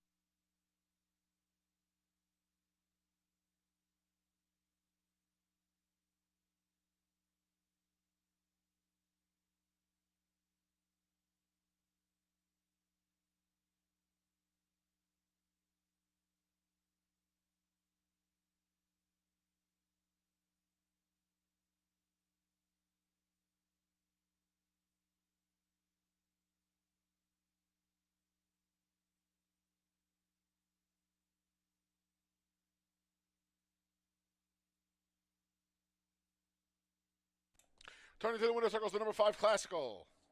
4-year-old gelding's the son of Uncle Mo out of the first defense mare, Flautist. Classical's owned by Rockingham Ranch, Tallow Racing, and David Jacobson. Trained by Adil Khan, winning rider Stephen Frett, and it's official.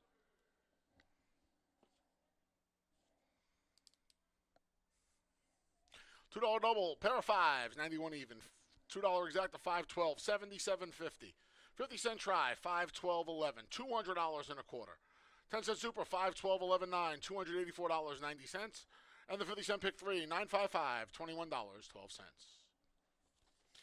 Folks, if you'll turn your attention to the winner's circle, we'd like to congratulate Clerk of Scales Jack Keller on 58 years of service at Finger Lakes Gaming and Racetrack. Jack started his career at Finger Lakes as a jockey valet, jockey room custodian, and colors man, a position he held for over 20 years. He then became an assistant racing secretary before becoming the Finger Lakes steward. Today, he resides in the jockey's room as the Clerk of Scales in a room named in honor of him.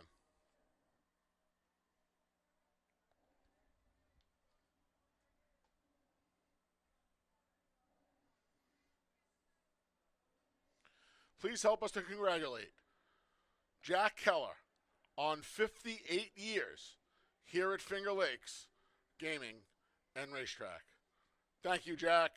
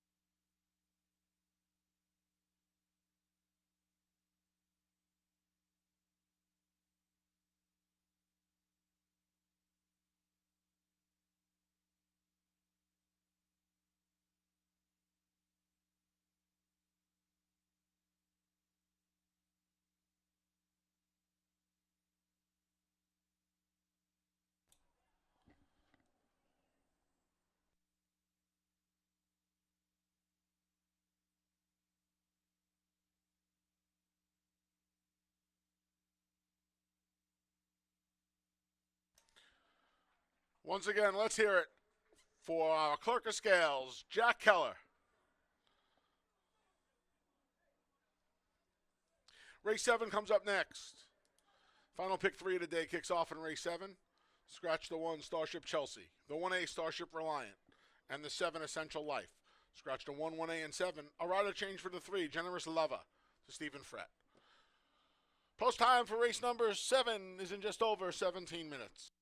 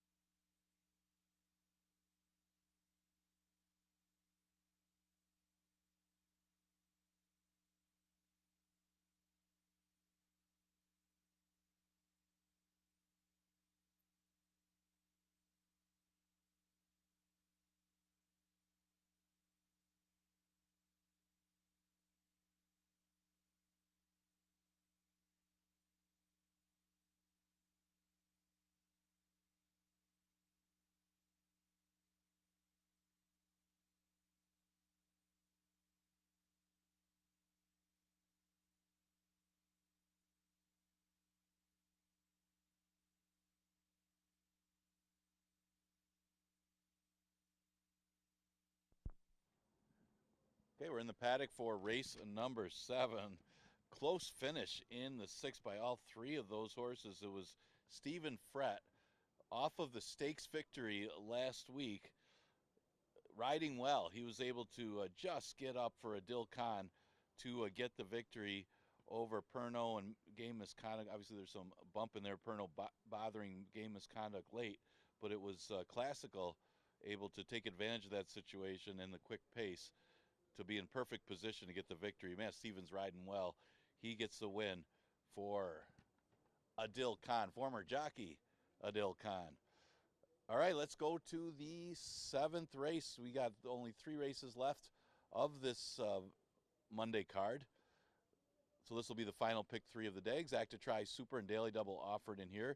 It is a $5,000 maiden claimer going a mile 70. We're going to scratch both parts of the 1 entry, Starship Chelsea, and the 1A, Starship Reliant. Also scratch the 7, Essential Life.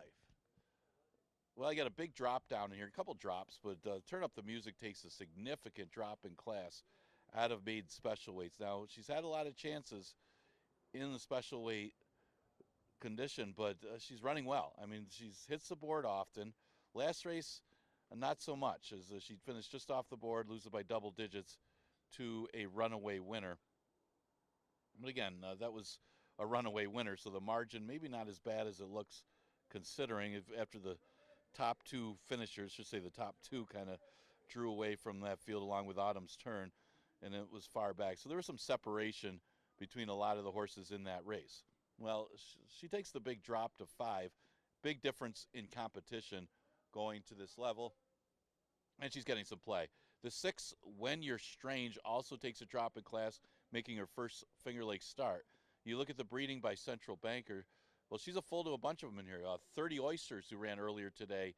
That's a full to When You're Strange. Wabansi and Campai also, 30 Oysters running well earlier in the card. So she gets some class relief, drop into 5, got to be considered. And then the other one, more of an underneath type, is the 2 Toast to Success. Not necessarily on the win end, as she's just not getting there, but she's hitting the board against similar $5,000 fields. She hasn't missed the board in the last 6 starts, but hasn't really been a big threat to win any of those races. So good horse to use in tries and superfectas. They're making their way to the track for race number 7. Exacta Trifecta, Superfecta, Daily Double, and Pick 3 starts.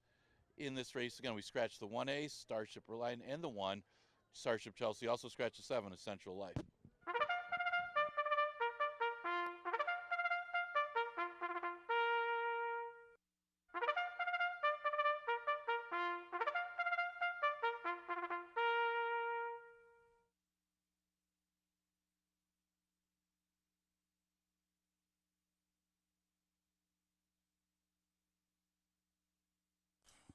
The field for race 7 comes out onto the track. Scratch the 1, Starship Chelsea, and the 1A, Starship Reliant. The 2 is Toast to Success.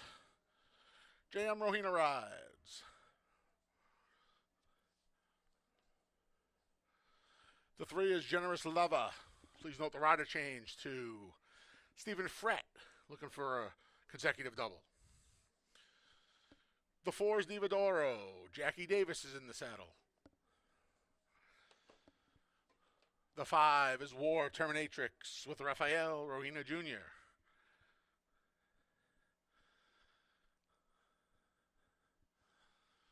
The 6 is When You're Strange. Andre Worry rides, looking for another win on the card. Scratch the 7, Essential Life. And the number 8 is Turn Up the Music. Kevin Navarro is in the saddle. I went 8-6-2 here.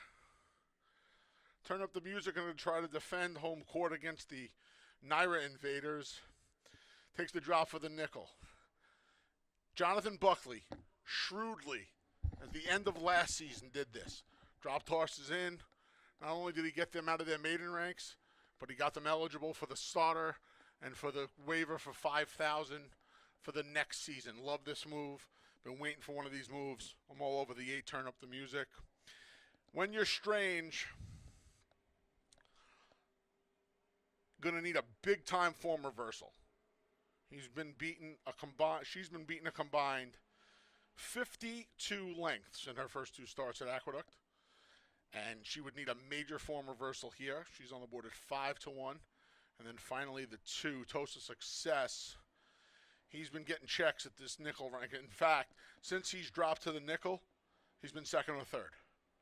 Makes a lot of sense. And he is a tremendous, tremendous overlay at 10-1 on the tote board. Now 12. 8-6-2 here in race number 7. Kicks off the final pick 3 of the afternoon.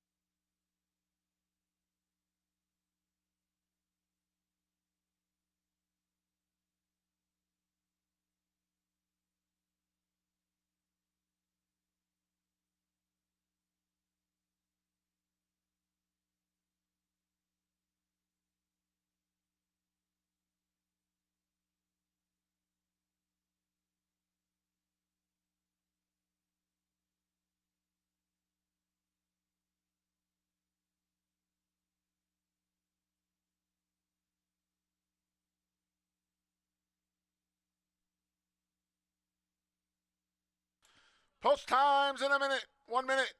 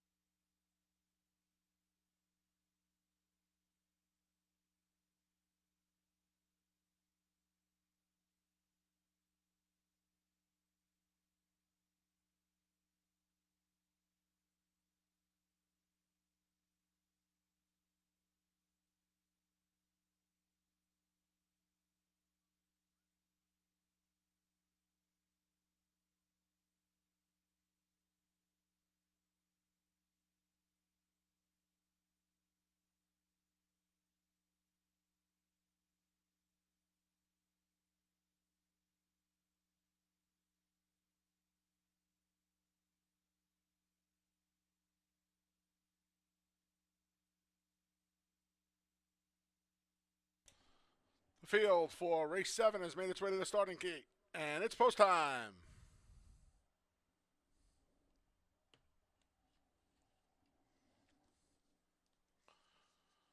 I know my man Al Kirchine's watching with bated breath as his toast of success goes into the gate first.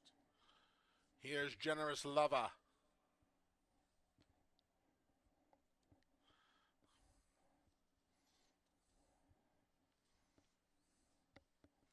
Divadoro's next. Here's War Terminatrix.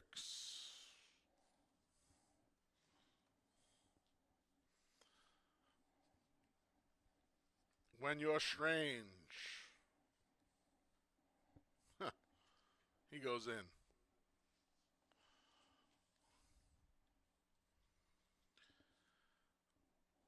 And here goes the heavy favorite. Turn up the music. There, in the gate.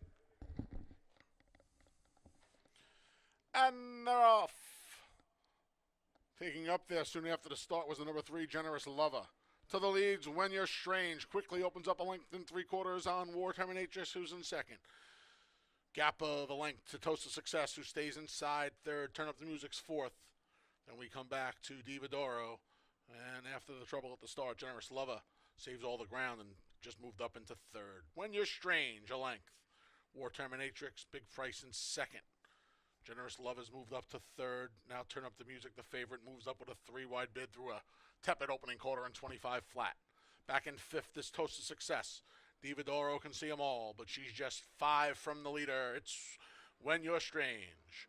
Turn Up the Music, a 3-wide bid as War Terminatrix backs off between. Generous Lover at the rail, 3.5 from the front in fourth. Then Toast of Success. J.M. Ruhina has a hold of that one. And 2.5 more to Divadoro through a half in almost 50 seconds flat as the field makes their way to the far turn. When You're Strange, Turn Up the Music, turns up the pressure. They've opened up 5 on War Terminatrix and Toast of Success as Generous Lover calls it a day. Divadoro's at the back. Turn Up the Music made the front. 3 parts of a length. When You're Strange, trying to keep up in second through 3/4 and 1:14 and 4. Toast of Success is third, then War Terminatrix, and the rest, they're off the turn, and they're into the stretch. Turn Up the Music. Kevin Navarro shows him the stick. She responds and opens up a 2-length lead. When You're Strange battles on. Toast of Success trying to upset at a price, but they're getting to the 16th pole, and it's all Turn Up the Music. Turn Up the Music in an absolute romp. She gets out of the maiden ranks by 9. Then it was Toast of Success over When You're Strange. Divadoro rounds out the super in 146 and a deuce.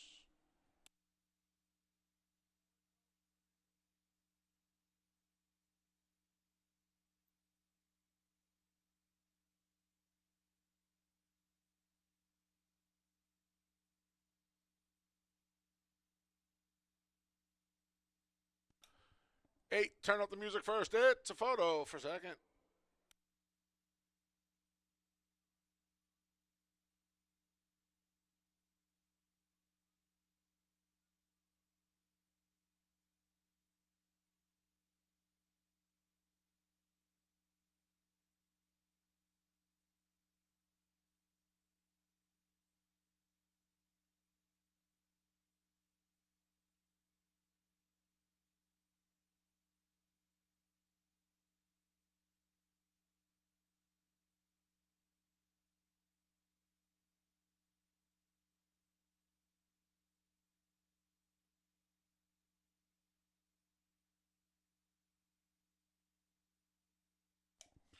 Number 2, Toast of Success was second. 6, When You're Strange. Third, 4, Divadoro fourth. 8-2-6-4, unofficial here in race 7.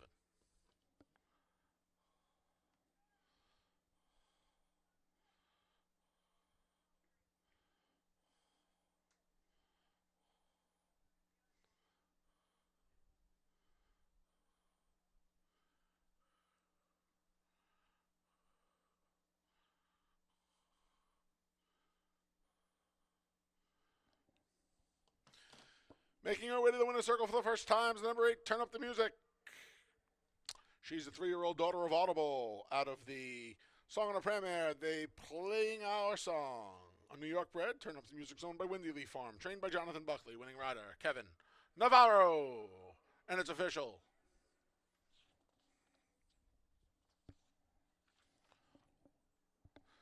$2 double 5-8 2020. $2 exacta 8-2 2040.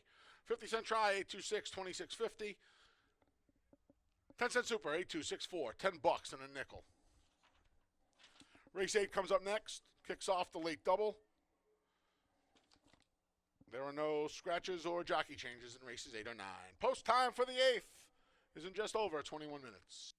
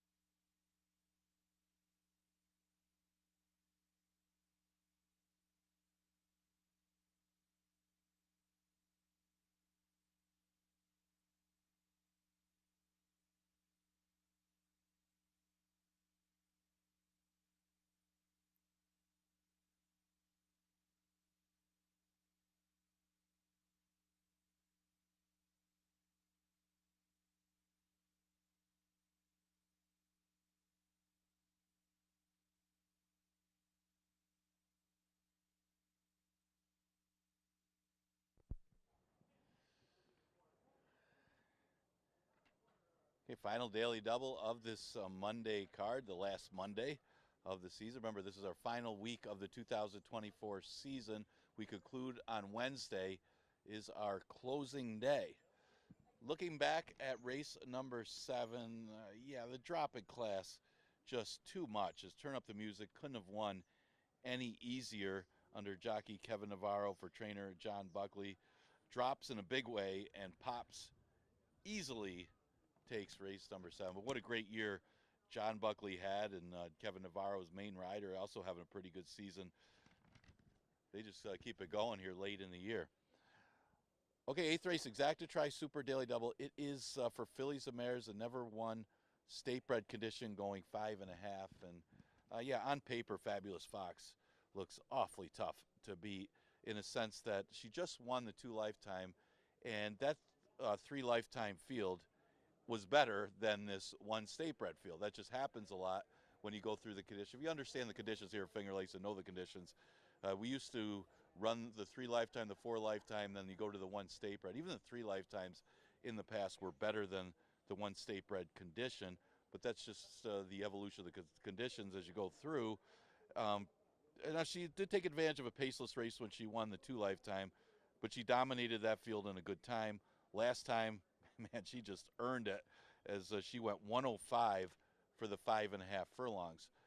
Obviously, 105 is good enough to beat these horses. There's really nobody that can run the 105 that she can. So, again, she beat a tougher field in that race. So all she has to do is repeat that last performance. She does 105 on this racetrack is very quick.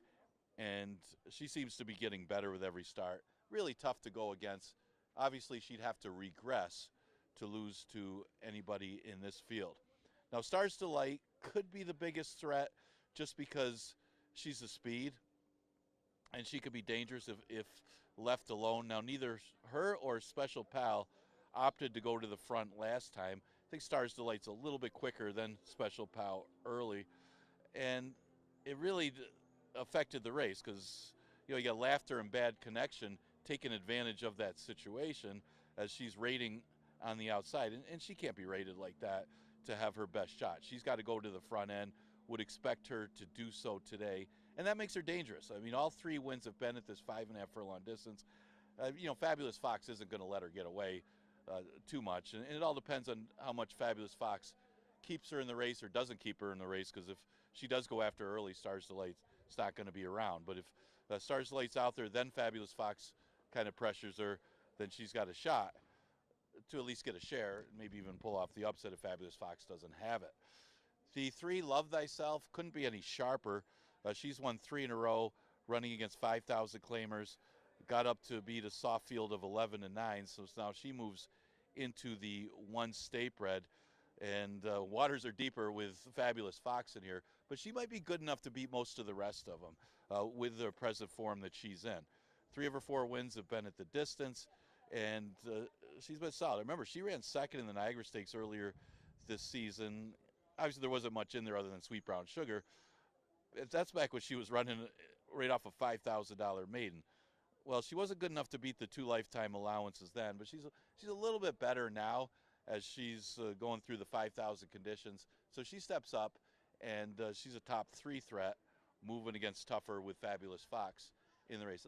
It's not really any tougher other than Fabulous Fox and maybe Stars Delight speed.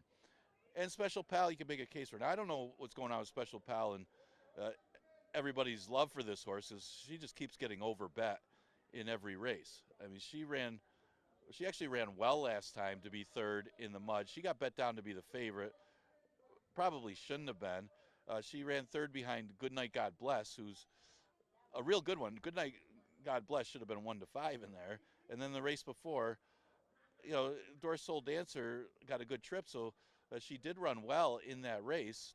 She shouldn't have been favored over Doris Soul Dancer. So she's burned some money, but then again, she's done nothing wrong. She's just a little overbet in some of those races. She stands to land a share in here. She could stay close up with Stars Delight and hang around. So, 8, 7, 3, 6, really tough to go against Fabulous Fox on paper. Considering she just beat a tougher field, would have to regress against these. And that's probably why she's such a heavy favorite. So you get about 3 was supposed. They were going on the track for race number 8. Exacta, trifecta, superfecta, and daily double offered in this race.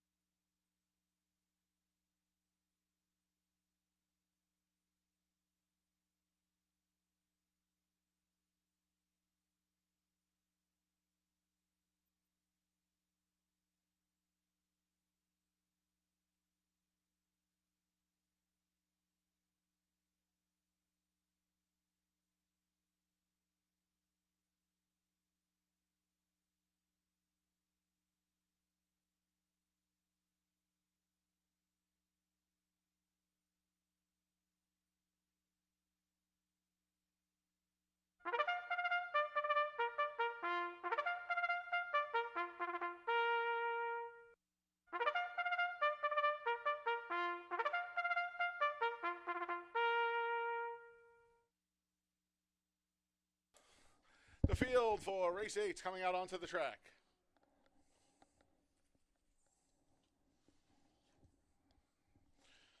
The 1 is Meraviglioso with John Berrios.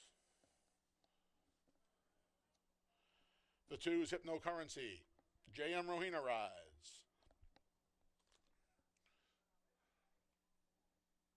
The 3 is Love Thyself. Kevin Navarro and Jonathan Buckley look for a rolling double.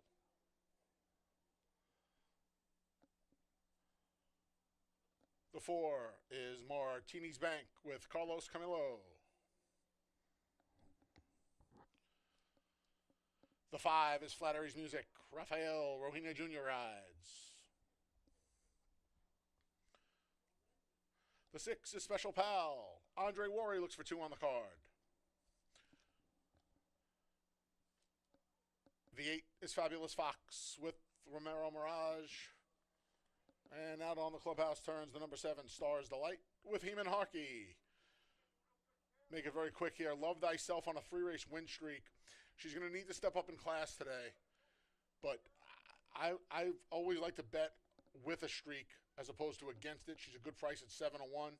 I'll try Love Thyself. Fabulous Fox, very impressive in the last 2, even though she regressed 15 by her speed figure points in her last start. She should be the controlling speed from the outside with Romero, for Linda Dixon. Short price. I'm going to stick with Love Thyself at a bigger price, and we'll round it out with Hypnocurrency, who's been pretty consistent on the circuit all year. 382, best of luck if you're playing a late double.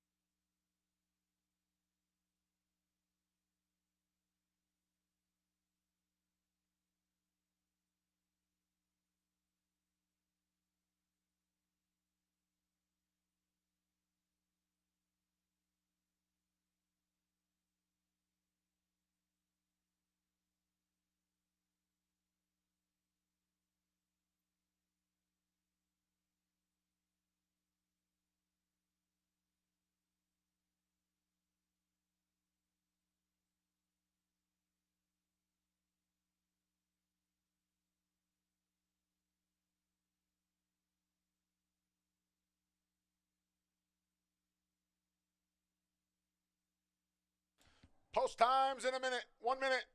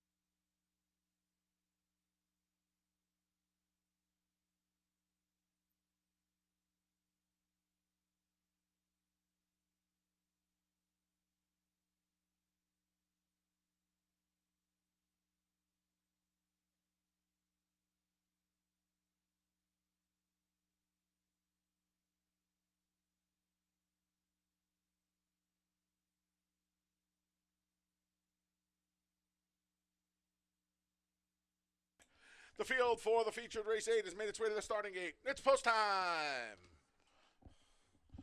Finger Lakes would like to welcome Stephanie and Kristen to the races today. Maravilloso goes in first. Here's Hypnocurrency, a couple of long shots, the first to load in. The Streaking Love Thyself goes in next. Couple of more long shots. Martini's Bank and Flattery's Music are next.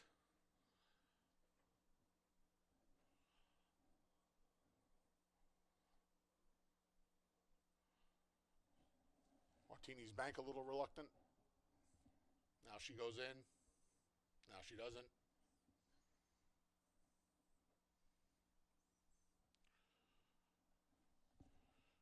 Gate crew is always showing their patience. The 3-year-old daughter of Bank Heist.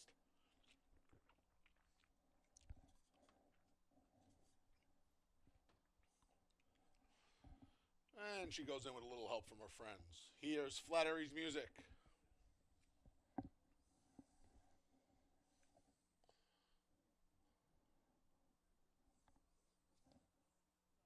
Special Pal goes forward.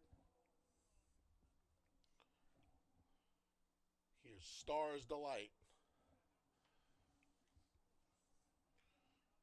And your odds-on favorite, the only one covered in the pick 6, the number 8, Fabulous Fox, goes in.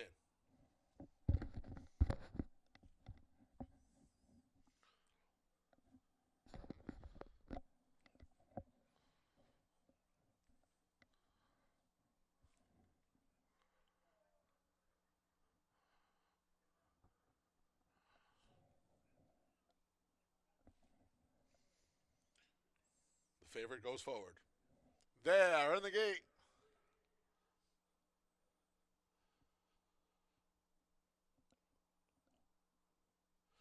And they're off.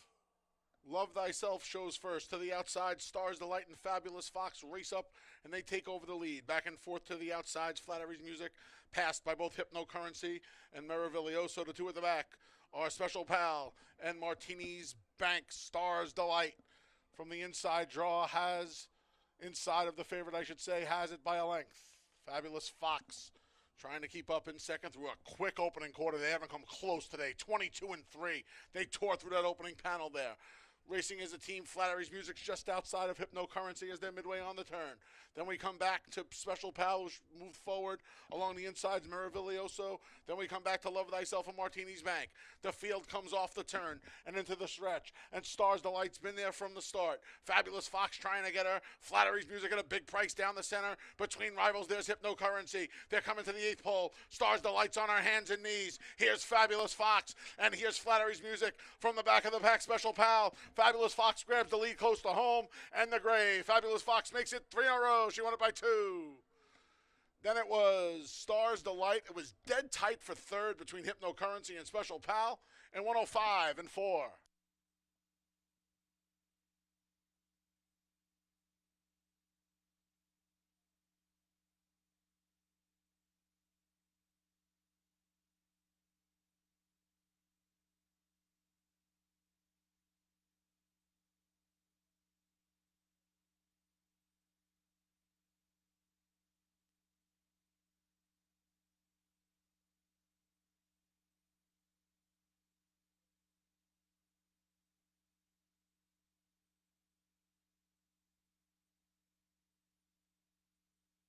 Number 8, Fabulous Fox was first. 7, Stars Delight second. It's a photo for third.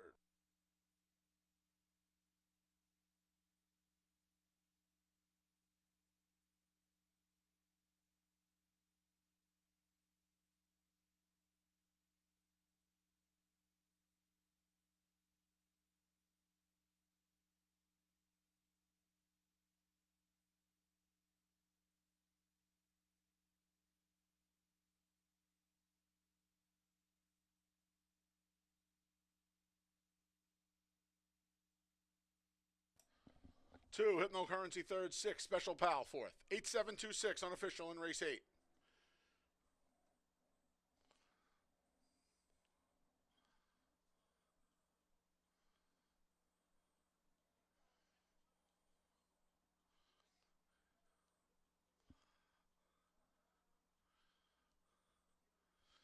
Returning to the winner's circle, 3 in a row for the number 8, Fabulous Fox.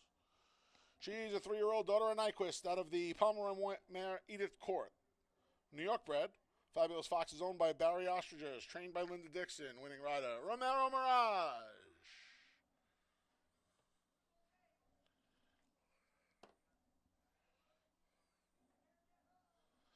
$2 double pair of eights, $5.90. $2 exact 8-7, $9.80.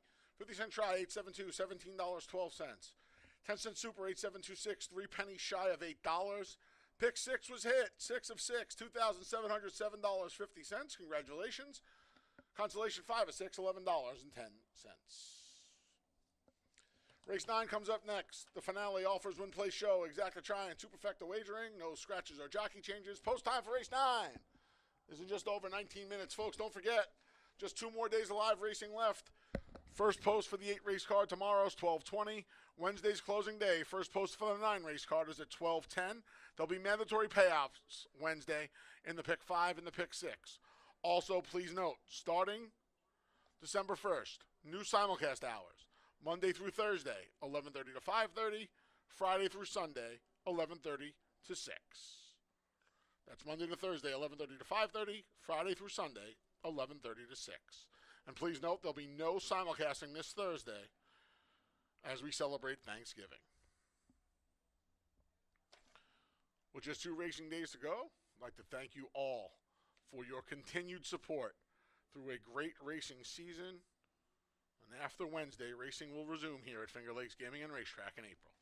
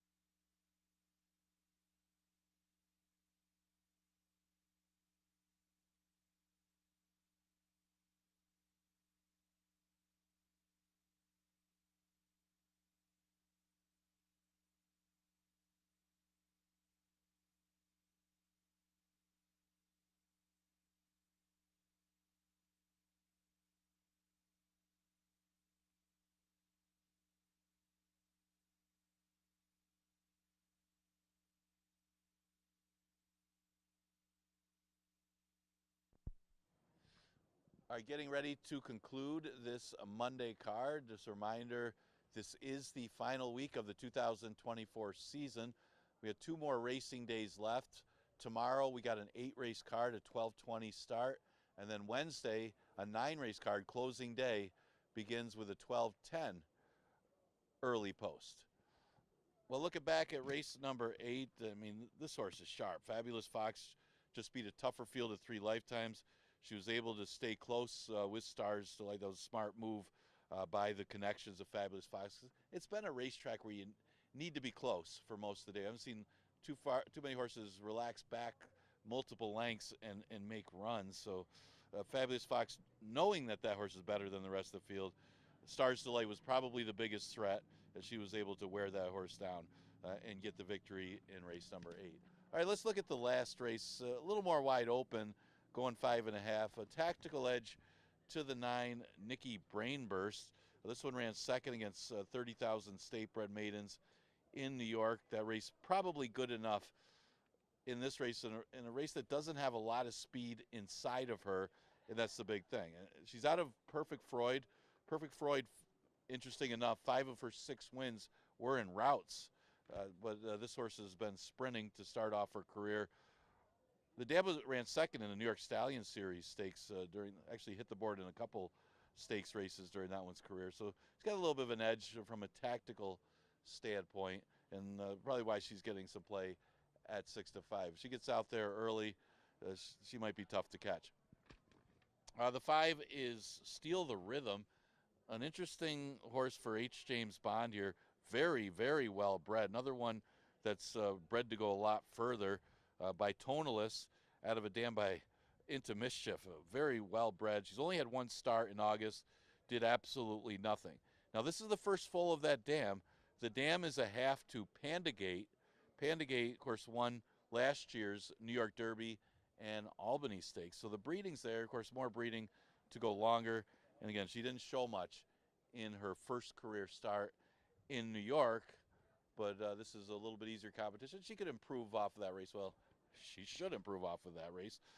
The 8 Playing with Dolls, she's had a few chances, and she tried going a route last time and didn't run badly at all. She ran a good second. She cuts back in distance. She's been competitive at this level and would be no surprise in here. Again, going to have to chase down the 9 horse. And the 3 horse is Danielle. Danielle will probably be a little closer, and she's got some room to improve.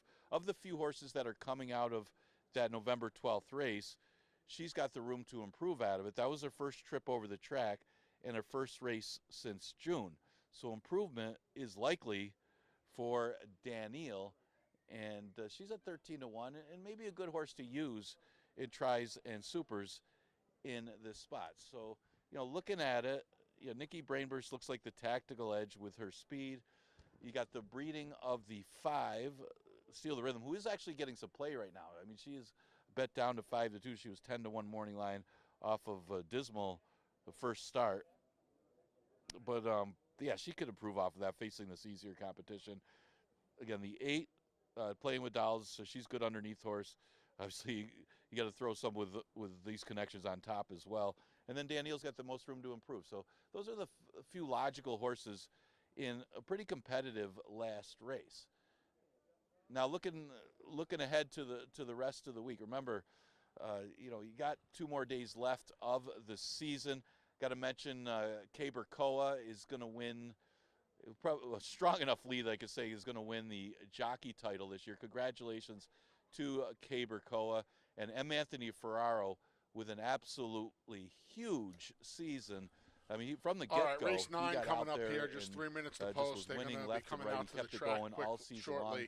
Good The system 9 for M. Nikki Anthony Ferraro Brainburst coming for back me from ships Tampa. up from He's going to win plenty of speed, the cut back trainer to 5.5 title furlongs. in a big way. Should What a be good the one season to that he just had. take them gate to wire. And I can't imagine we had some good anybody's gonna be performances. faster than her. Runaway I'll take the Joke 9 Nikki went Brainburst through on conditions. top. The Won 8 Playing 5 with races Dolls, this year for Ralph trying to D'Alessandro. protect What a Tone great Court year here. that horse had. We had a bunch of 4-time winners. Sources You just saw Love Thyself had a big season now back for to 6 John furlongs, Buckley, wrapping up. but it just was John a little Buckley trying to get out of overmatched the maiden against ranks a real before tough the one for season Linda ends. Dixon in the We'll last take race. on But the what a cutback great for year second. I'm going to take a big that price one for third. had The 6 Chuck and as Tuck. well. So, Um, looks good. Broken What a air, great season dump we jockey, had. Of course, so we Manuel thank De everybody Diego, everybody was fine. for your That was patronage a this sloppy year sealed and track. supporting I'm hoping maybe Finger she Lakes spooked that. I throughout mean, the I season. wasn't hoping she spooked. We still got She's 2 more 32-1 racing days left. in a race where so you have want some to get horses. involved in these last 2 Dreaming days. of Carly's had a Again, dozen tomorrow chances. we got a World 12, Banks had 20 10 first, chances. Daniil's had 14 chances. 12-20 first You got a post 'cause first-time it's a neat race starter card, and then from we're going to finish up the Deb with Reed barn. a Short great numbers, card but on closing Deb's day won with 2 of her 4 9 firsts races. in the last year We're and going a to half. go with a The 12-10 5's first bred to run post all day. because of that 9-race card And on then me and the closing day. Patinas So had hope to see 14 you chances. the So last give me 2 a days horse of that the has very season. little experience. It was a sloppy sealed track. Maybe she spooked that day for a barn that celebrated their 2000th win this year with Jim Aquilano here at Finger Lakes. 986 in the finale. 12:20 tomorrow for an 8-race card. Just 2 days left. Hope to see you out here one of these 2 days. Best of luck in the finale here this afternoon. We'll see you tomorrow.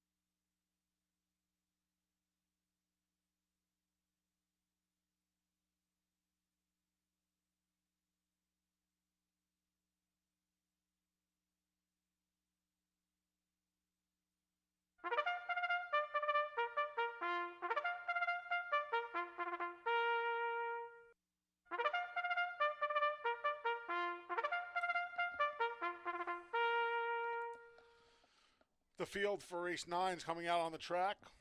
They're going to get to the starting gate pretty quickly.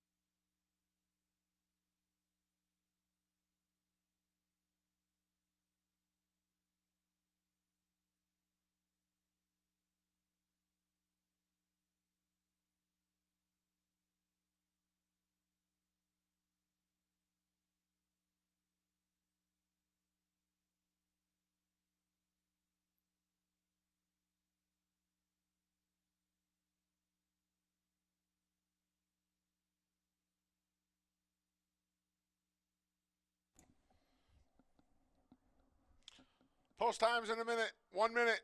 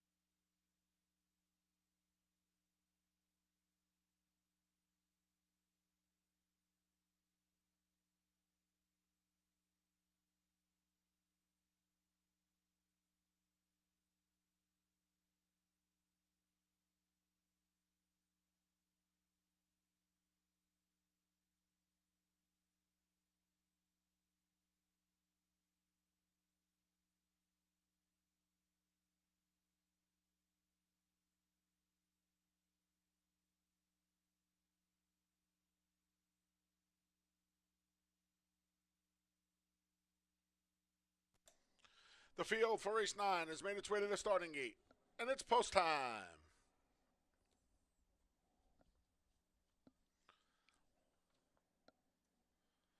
Don't forget, first post tomorrow. Penultimate day of racing, 12:20 for an 8-race card. Closing day Wednesday, 12:10 with the 9-race card. Pick 5 and pick 6 must be paid out on Wednesday. Riders off the 5 steal the rhythm. She will be loaded into the gate, and Cabracoa will climb aboard once she is inside.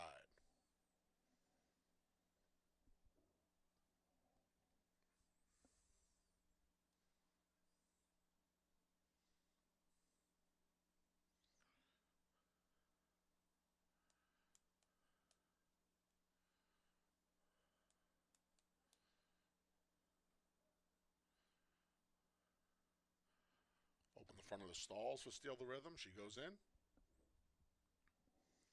Koa will climb aboard. Here's Dreaming of Carly to the inside, stall 1.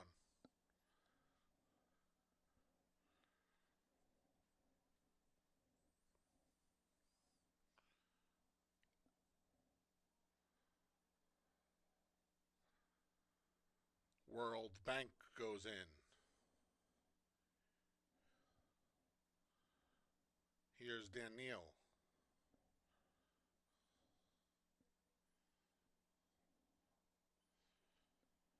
The firster, Chaos and Karma, goes forward. Chuckatuck's next.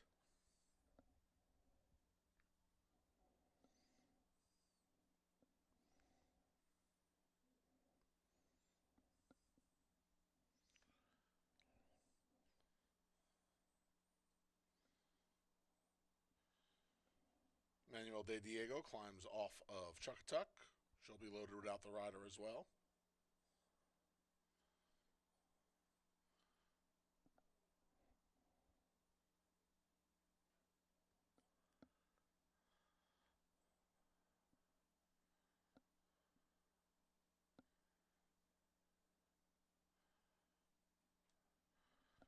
In goes Mia Nipotina as De Diego climbs back aboard Chuckatuck. The last two are playing with dolls. Then you have your favorite, Nikki Brainburst. They're in the gate. And they're off in the finale. Nikki Brainburst shows speed. Here's Chuckatuck moving forward. Along the inside, there's World Bank at the rail is Dreaming of Carly. Playing with Dolls broke alertly, but now backed off, passed by both Chaos and Karma, and Steal the Rhythm. And we come back to Mia Nipotina and Dan Niels at the back. Chuckatuck at a big price has the lead over the favorite Nikki Brainburst, who's 3 parts of a length back in second through an opening quarter of 23 and 1. World Bank's there along the rail, moving up between his Chaos and Karma on debut. Dreaming of Carly's under a ride. Playing with Dolls begins to back out of there. Mia Nipotina's out of last. Here comes Daniil as well, and Steal the Rhythm trails. They're midway on the turn. And Nikki Brainburst comes alongside of Chuckatuck. Nikki Brainburst puts her smoky gray head in front of Chuckatuck, who's back in second. Off the inside comes World Bank at a huge price. Daniil dives to the inside. Nikki Brainburst comes to the 16th pole, a length in front. Down the center comes Playing with Dolls. Nikki Brainburst almost home. Playing with Dolls. Nikki Brainburst and Playing with Dolls. That got tight. Was it Nikki Brainburst or was it Playing with Dolls?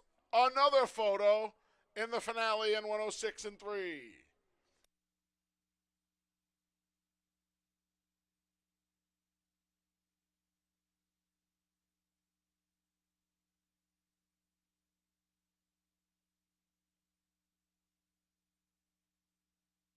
And that's a photo finish. Hold all tickets.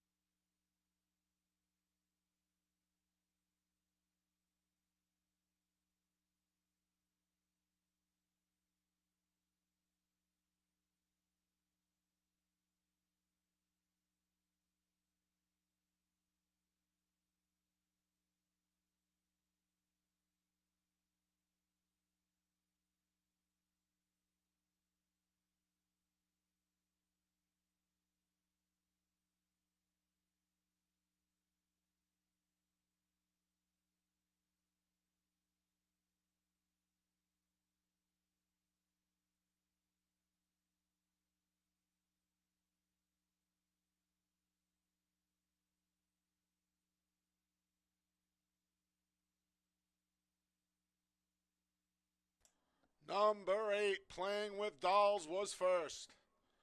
9, Nikki Brainburst second. 7, Mia Nipertina third. There's a dead heat for fourth between the number 2, World Bank, and the number 3, Dan Neal. 8, 9, 7, dead heat for fourth between 9, 7, dead heat for fourth between the 2, World Bank, and the 3, Dan Neal.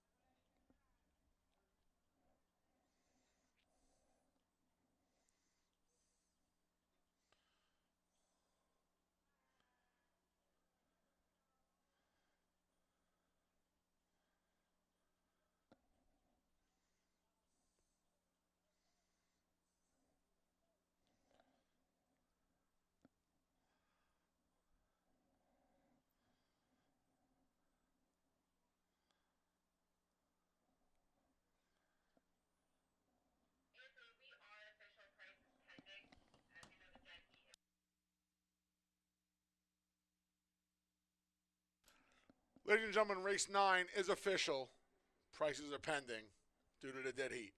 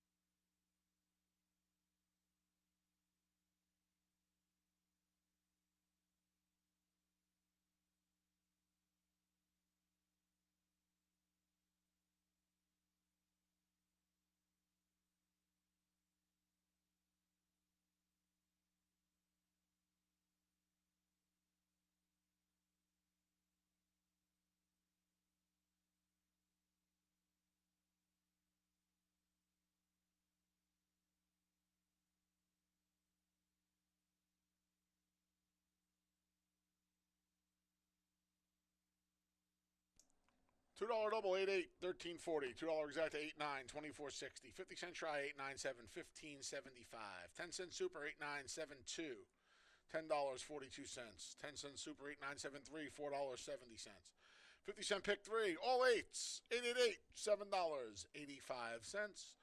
The 50-cent pick 4, 5888, 43.75, and the 50-cent pick 5, 55, 888, $311.25.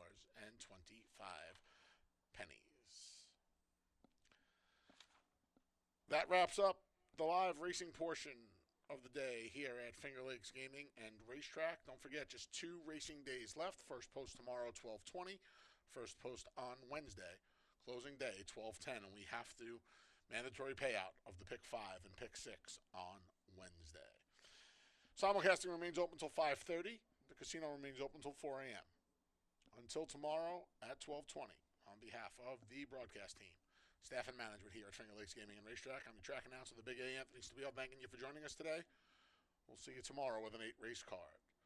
Until then, please arrive home or wherever you're going safely. Have a great night.